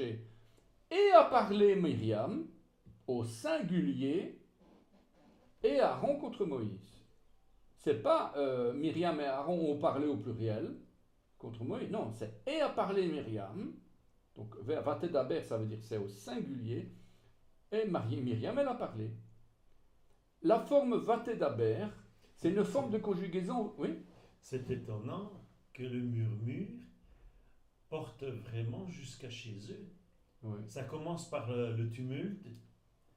Ça suit avec les Israélites et ça continue à se propager à ceux qui ont une responsabilité et qui ont eu un honneur de Ça pouvoir touche conduire le vraiment toutes Le- les classes peuple. sociales Mais et jusqu'à la tête, religieuses. jusqu'à la tête. C'est arrivé jusqu'à la tête. Et Oui, même parce que- Moïse il a fini par se plaindre. Moïse, Il en avait marre. j'ai l'impression que quelque part, On a l'impression qu'il est en train de faire une déprime parce il a plus personne sur qui compter en fin de compte.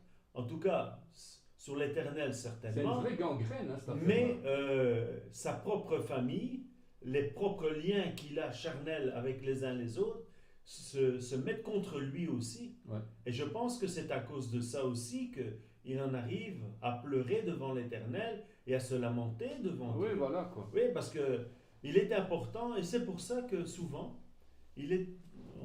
on parle de soutien, on va dire, du comité pastoral, et c'est important que le comité pastoral soit toujours, je vais dire, en tout cas de soutien, à veiller aussi à ce que Oui. le pasteur ne manque de rien au niveau conseil, encouragement, bénédiction.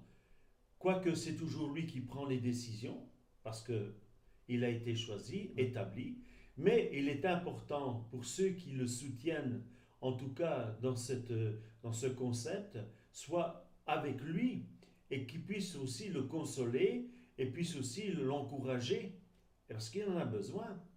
Hein? Et tu sais, la parole de Dieu, elle dit, nous n'avons pas à surveiller les uns les autres, mais à veiller les uns sur les autres. Ça veut dire que Dieu revoit et reprend, je vais dire, avec amour et grâce, celui qui est de bons conseils et qui relève les autres, mais il peut punir le méchant qui écrase et qui, quelque part, se délibère de sa fonction et de sa responsabilité. Hein. C'est important, mais ça. il y a quand même une chose importante ici, c'est que tu as celui qui parle qui est plus important que celui qui écoute. Et le texte ici, il dit, bon, en français, tu lis, Marie et Aaron parlèrent. Mais quand tu vas dans l'hébreu, c'est et a parlé Myriam, ça veut dire que c'est celui qui commence, qui murmure, c'est lui qui est le premier coupable. Alors, toute la paracha, elle est inscrite dans une continuité de la deuxième personne du singulier, à savoir que tout ce qui se dit concerne les sacrificateurs, les lévites, etc. Le péché de la langue, bien sûr, concerne autant la langue que l'oreille. Autant, hein, celui qui parle est autant coupable que celui qui l'écoute. C'est bien le péché de Aaron d'écouter sa sœur. La lecture du texte biblique est problématique car il manque un verbe, puisqu'on devrait dire « et a parlé Myriam » et Aaron contre Moïse. Ça pourrait d'ailleurs sous-entendre toutes sortes d'interprétations. Myriam a parlé, virgule, ensuite Aaron est contre Moïse. Parce que le verbe être n'existe pas en hébreu. Ouais.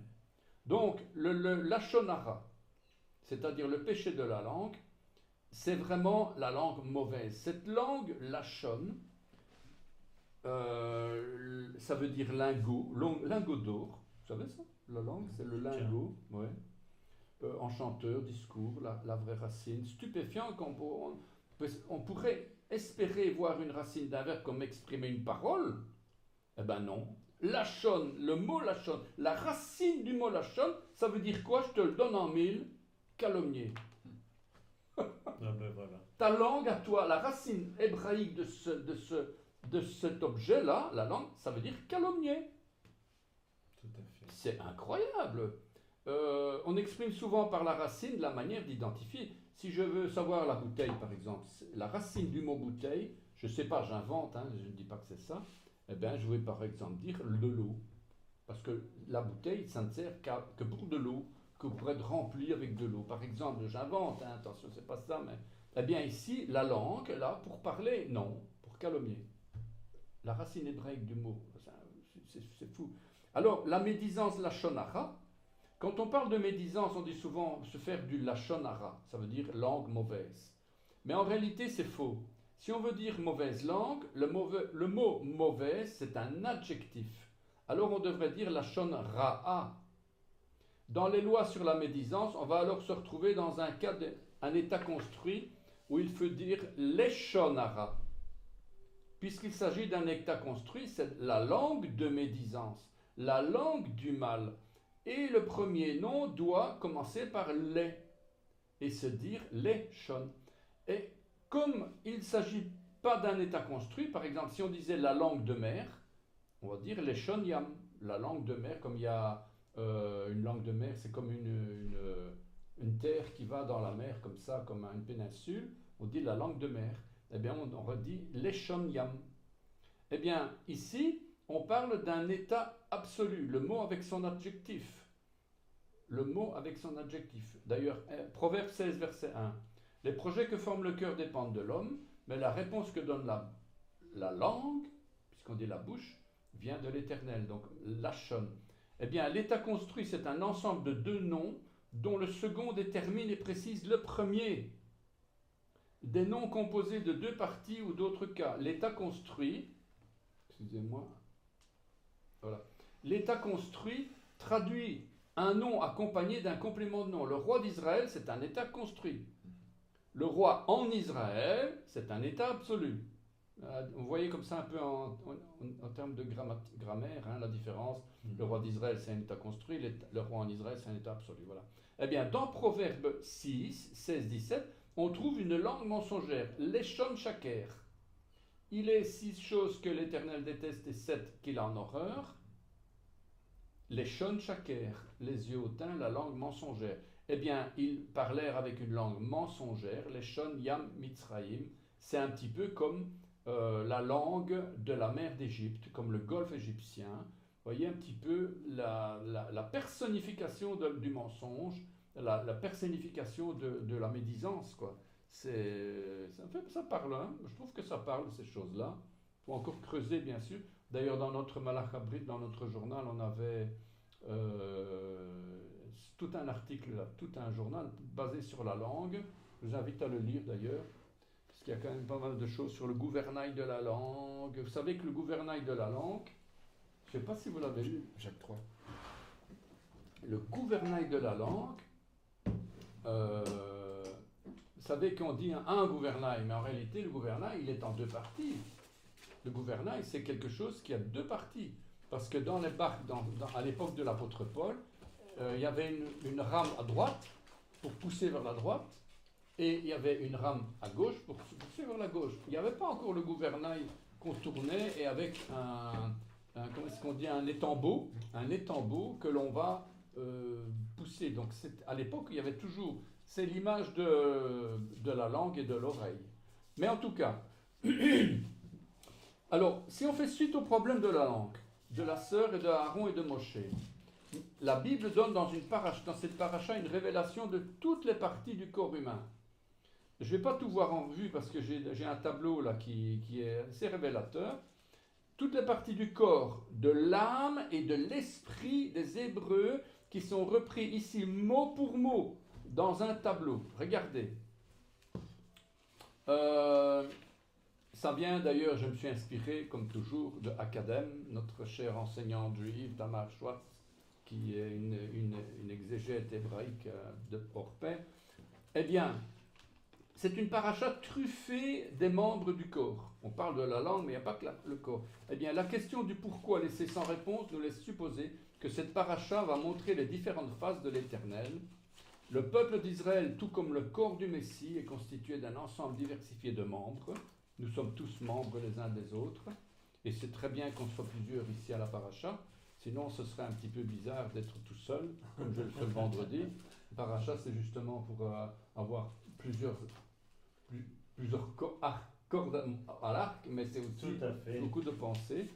Alors, cette paracha relate aussi l'état physique, moral et spirituel d'un peuple qui est à fleur de peau. On ne doit pas les critiquer parce qu'on serait pire que eux.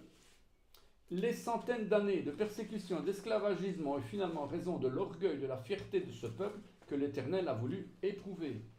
Afin de se créer un peuple de serviteurs, Dieu a voulu former le peuple dans le désert. C'est ainsi que tous les sens, tous ses membres ont été... Vous savez ce que c'est exacerbé? Exacerbé, ça veut dire porté à fleur de peau. La langue, les yeux, oh, on en a marre, la nourriture, on en a marre, la peau, on en a marre, de tout, on a tous les sens exacerbés.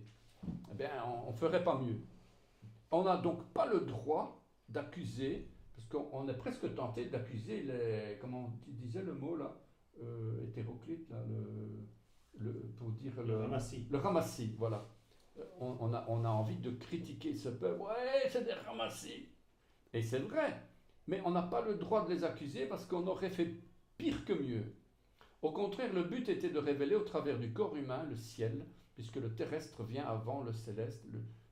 Le terrestre vient avant le céleste. Le charnel vient avant le spirituel. Donc si vous voulez regarder le céleste, ben regardez d'abord le terrestre, comment il est, comment il fonctionne. Chacun des membres terrestres a un but spirituel.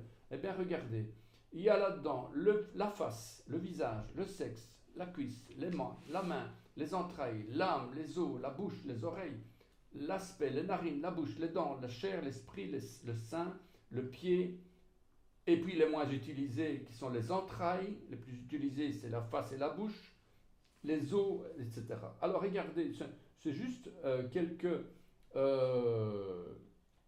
commentaires. Vous lirez le texte vous-même parce qu'on n'a pas le temps de rentrer là-dedans, il est déjà 4h30. Mais en tout cas, El Moul Pne Amenora, on parle de la circoncision sur le temple, sur le chandelier dans le temple. Ça parle de la face et du visage. On parle de Ad Yercha, au chapitre 8, verset 4. Yarer, on parle du sexe, de la cuisse, qui est traduit par le pied de la menorah. Je ne mens pas, c'est exactement ça. C'est la représentation. Et Yedechem, chapitre 8, verset 10, c'est la représentation de la main, les enfants d'Israël qui imposeraient la main sur les Lévites. Chapitre 8, verset 16, Kol Rechem, on parle des entrailles, Racham, Rachamim, vous connaissez ce mot-là, on entend souvent les chants, Racham. À la place du premier fruit des entrailles, on parle des entrailles de notre corps. Chapitre 9, verset 6, Temeim le Nefesh Adam. Nefesh, c'est l'âme vivante. L'âme. Ils ont été impurs à cause de l'âme vivante, c'est dans le texte. 9.12, les os. Etsem, vous savez que Etsem, ça a donné Atzmaout, c'est-à-dire la fête nationale d'Israël, parce que c'est les ossements, c'est la structure de l'Israël, c'est les ossements d'Israël. Etsem, c'est ce qui le tient debout. Eh bien, aucun de ces os ne sera brisé. 9.23, Alpi Adonai, la bouche de l'Éternel. 10.31, Aïn en Aïn, tu seras notre guide, nos yeux. Vaïti lanu le'inaïm, donc tu seras notre guide, nos yeux. 11.1, Kemiton niimna, donc là on parle des oreilles. On parle de les narines de l'Éternel, la colère. L'âme desséchée, Nefesh, l'aspect comme l'aspect du bélium, Aïn. Le sein, Reik. Je retirais une partie de l'esprit qui est sur toi, Ruach. On retrouve toutes les parties, je vous dis, toutes les parties du corps humain se retrouvent là. Les narines, Af, on l'a déjà vu. Les pieds, Regel. La main, Yad. La chair, Bassar. Les dents, Shen, qui a donné d'ailleurs la lettre Shin. Le visage, Pané. Et voilà, donc on a vu tout le corps humain, il est là. Et c'est vraiment intéressant de lire dans l'hébreu et dans la racine de chaque signification de tous ces mots-là. Voilà. Moi, je terminais en tout cas par rapport à cette paracha, puisque la Haftara a été vue par Bernard mercredi passé. Zacharie 2:10 à 4:7, psaume 37 et psaume 67. Et voilà, donc ça c'était donc une mine d'informations, un trésor caché qui est révélé aujourd'hui par Dieu à la Kaal que nous sommes. Nous sommes la Kaal, nous sommes une assemblée Eda, une assemblée qui témoigne de ce que Dieu a fait pour nous, de ce que Dieu a fait dans nos vies. Et voilà. En tout cas, je vous remercie. Si tu as encore quelque chose, Christian. Particulier. C'est... Oui. Voilà. Donc ça, c'est une paracha qui parlait donc de la menorah, donc Beha Alotecha, quand tu feras monter. Et je vous propose pour la semaine prochaine, on va rentrer dans un autre thème, c'est Shelach Lecha. Shelach Lecha, je vous donne le texte. Donc Shelach Lecha, envoie pour toi-même. Shelach Lecha, envoie pour toi-même. Lecha, ça veut dire, en fait, c'est comme du français, hein. c'est pour toi. Lecha, pour toi, toi-même. Nombre 13, verset 1, à Nombre 15, verset 41. Donc Nombre 13, verset 1 à Nombre 15, verset 41. L'Haftara, donc Josué, Yehoshua, Josué, chapitre 2, verset 1 à 24. Donc Josué 2, 1 à 24. Psaume 95, Psaume 95 pour les Français. Et la Brit Hadasha, Marc 10, 1 à 45. Et l'année d'avant, on avait Marc 4, 45 à 5, 8. Donc on a deux passages. Mais normalement, c'est Marc 10, 1 à 45. Voilà, donc chez l'Achlecha, on voit pour toi-même Nombre 13, 1 à 15, 41. Josué 2, 1 à 24. Psaume 95. Marc 4, 35 à 5, 8. Marc 10, 1 à 45. Marc 4. 4, 35 à 5, 8. Marc 4, 35 à 5, 8. Et Marc 10, 1 à 45. Alors, certains passages avaient été donnés parce que c'est deux listes différentes pour le Nouveau Testament, parce que l'un était moins lié à l'Haftara, à la paracha. Donc, ce qui nous intéresse, nous, ici, c'est les textes qui correspondent à la paracha. Et puis, sentons-nous libres par la Ruach HaKodesh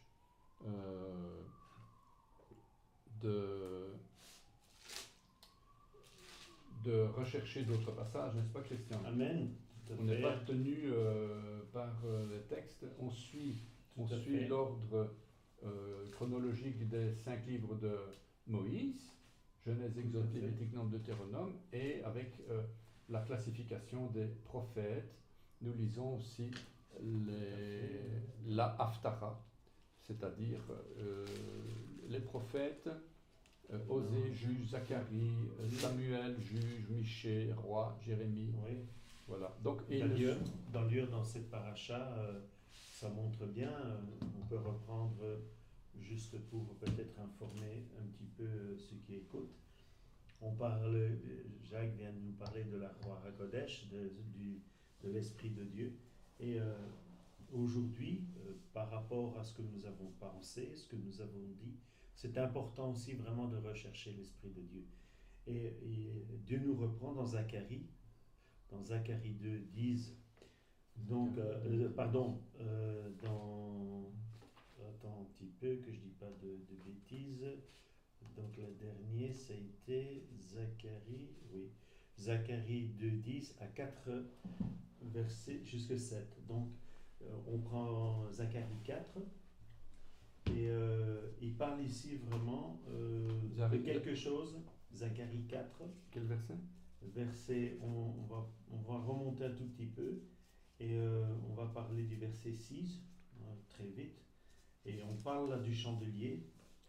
Et le chandelier représente vraiment Yeshua Mashiach. Amen. Les 7 lampes, avec les 7 conduits. Et là, on montre un petit peu comment ce chandelier doit être façonné et comment il doit être produit. D'ailleurs, c'est ce qu'on a parlé tout au début de la paracha, c'est important, ce chandelier. Et à un certain moment, je vais lire le texte jusqu'au verset 7. Oui, tu peux lire à partir du premier même. Oui. L'ange qui me parlait, il me réveilla comme un homme que l'on réveille de son sommeil. Et il me dit, vois-tu? Je répondis, je regarde et voici un chandelier tout en or, surmonté d'un vase, et portant 7 lampes, 7 conduits pour les lampes qui sont au sommet du chandelier. Et il y a près de lui 2 oliviers. Voilà, 2 oliviers. Alors, 2 oliviers, ça représente quoi? C'est important à savoir, c'est que les oliviers sont source, bien sûr, d'huile. Donc, ça veut dire que sur ce chandelier, il ne peut pas manquer d'huile. Absolument. Et il y en a deux. On peut penser, on va dire, à la maison d'Israël et les gentils des nations. Et il faut que ce chandelier soit éclairé en permanence, comme Yeshua Mashiach nous éclaire en permanence à travers sa parole. Et il faut absolument que cette parole soit arrosée d'huile. Il n'y a rien à faire. Amen. Elle Amen. ne peut pas, Gloire à cette Dieu, parole, amen. ce n'est pas tout simplement une lecture probable, tantôt choisie dans des textes et dans d'autres. Ça doit être, comme ça tu doit dis, être vraiment. arrosé d'huile.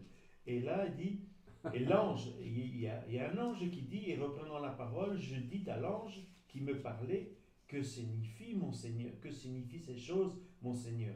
L'ange qui me parlait me répondit, ne sais-tu pas ce que signifient ces choses? Je dis, ben non, non, je ne sais pas. Pourquoi ce chandelier avec deux oliviers, qu'est-ce que ça représente? Eh bien voilà, c'est une énigme à découvert ici, Voilà. à plan découvert. Alors il me reprit et me dit, c'est ici la parole que l'Éternel adresse à Zorobabel. Ce n'est ni par la puissance, ni par la force, mais par mon esprit, dit l'Éternel Amen, des amen, armées. amen. Donc, on veut conclure quand même, suivant les propos de Jacques, en terminant, en évaluant en tout cas notre vie et en mettant en pratique tout ce que Dieu pourrait nous accorder, tantôt par la lecture, par la parole, par ce que nous entendons, par les prophètes qui parlent, par les songes aussi que nous pouvons avoir, Amen. puisque la Bible parle aussi que dans un certain temps, il y aura des songes et il y aura aussi des visions personnelles.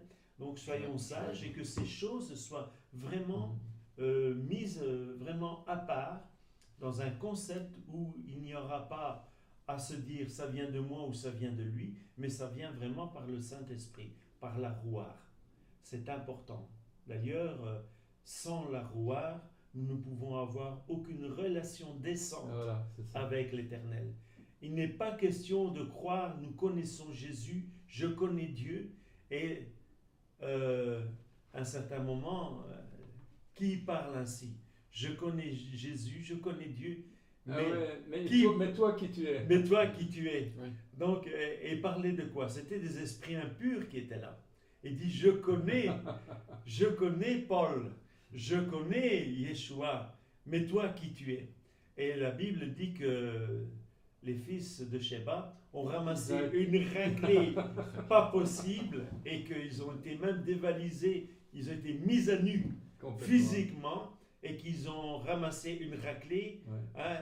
Je pense encore aujourd'hui, peut-être même pour certains, ils s'en souviendront toute leur vie. Parce qu'il vous est prêché selon le Jésus que Paul prêchait. Amen, amen. Donc, il n'est pas question de venir avec un certain nom en pensant que ce Jésus est est un mot-clé pour avoir telle ou telle faveur ou telle possibilité, mais Yeshua Mashiach, il est vraiment le Fils du Dieu vivant. Amen.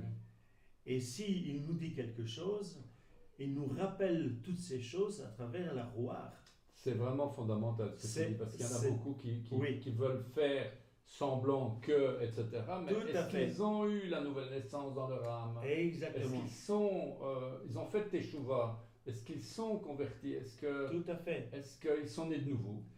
Exactement. Mais c'est là qu'on Est-ce qu'ils voit. ont l'assurance de leur salut? Mais c'est là que On Yeshua. dirait, mais on ne peut pas avoir l'assurance. Comment on ne peut pas? Bien sûr, Bien sûr. on doit avoir l'assurance du salut. C'est là que Ça, c'est une Yeshua. question c'est là que- fondamentale. Exactement. Et c'est là que Yeshua met le point quand il est prêt à remonter près du Père. Et il dit, il est avantageux pour vous que je m'en aille. Que je m'en aille.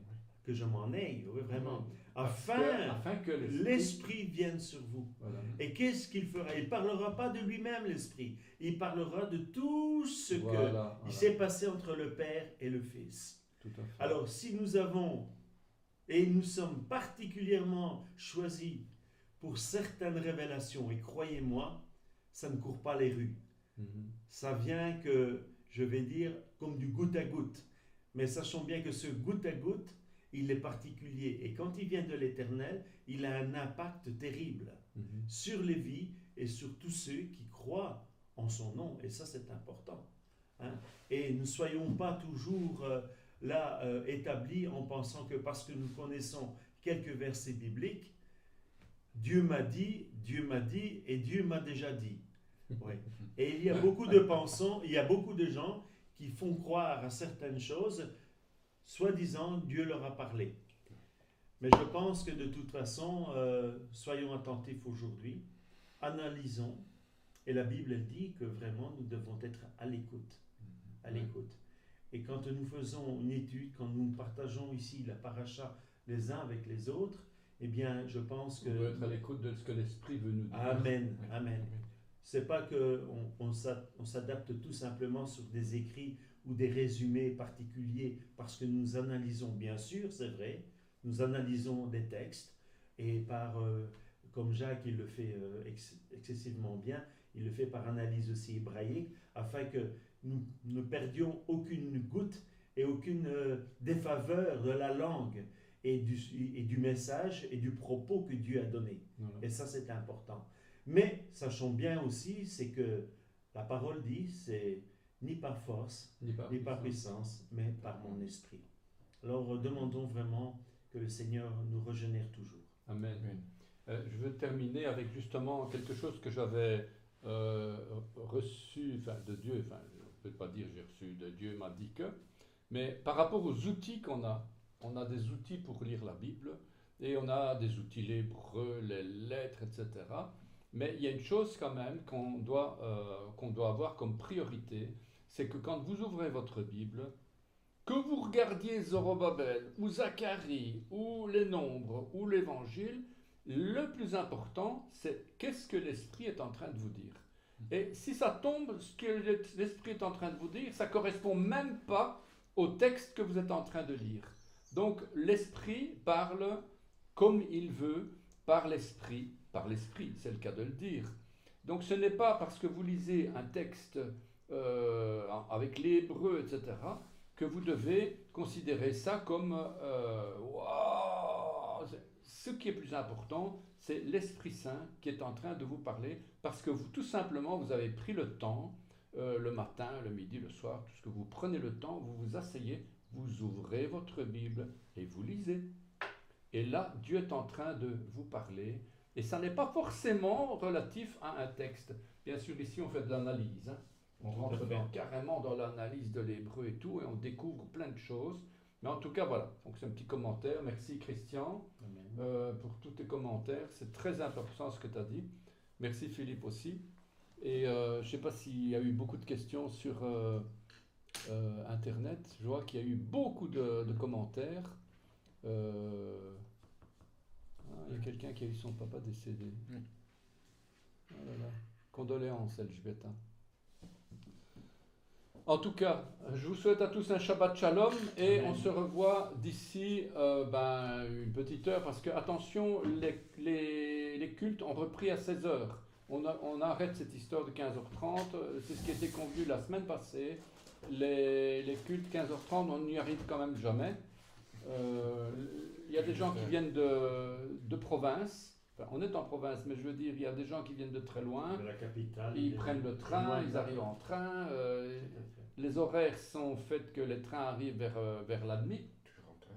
Donc il faut au moins un quart d'heure pour arriver jusqu'ici, 20 minutes même. Donc voilà. Donc il faut essayer d'avoir un peu de miséricorde à notre égard parce qu'on change tout le temps les horaires. En tout cas, 16h, on se donne rendez-vous pour 16h. Shabbat Shalom à tous.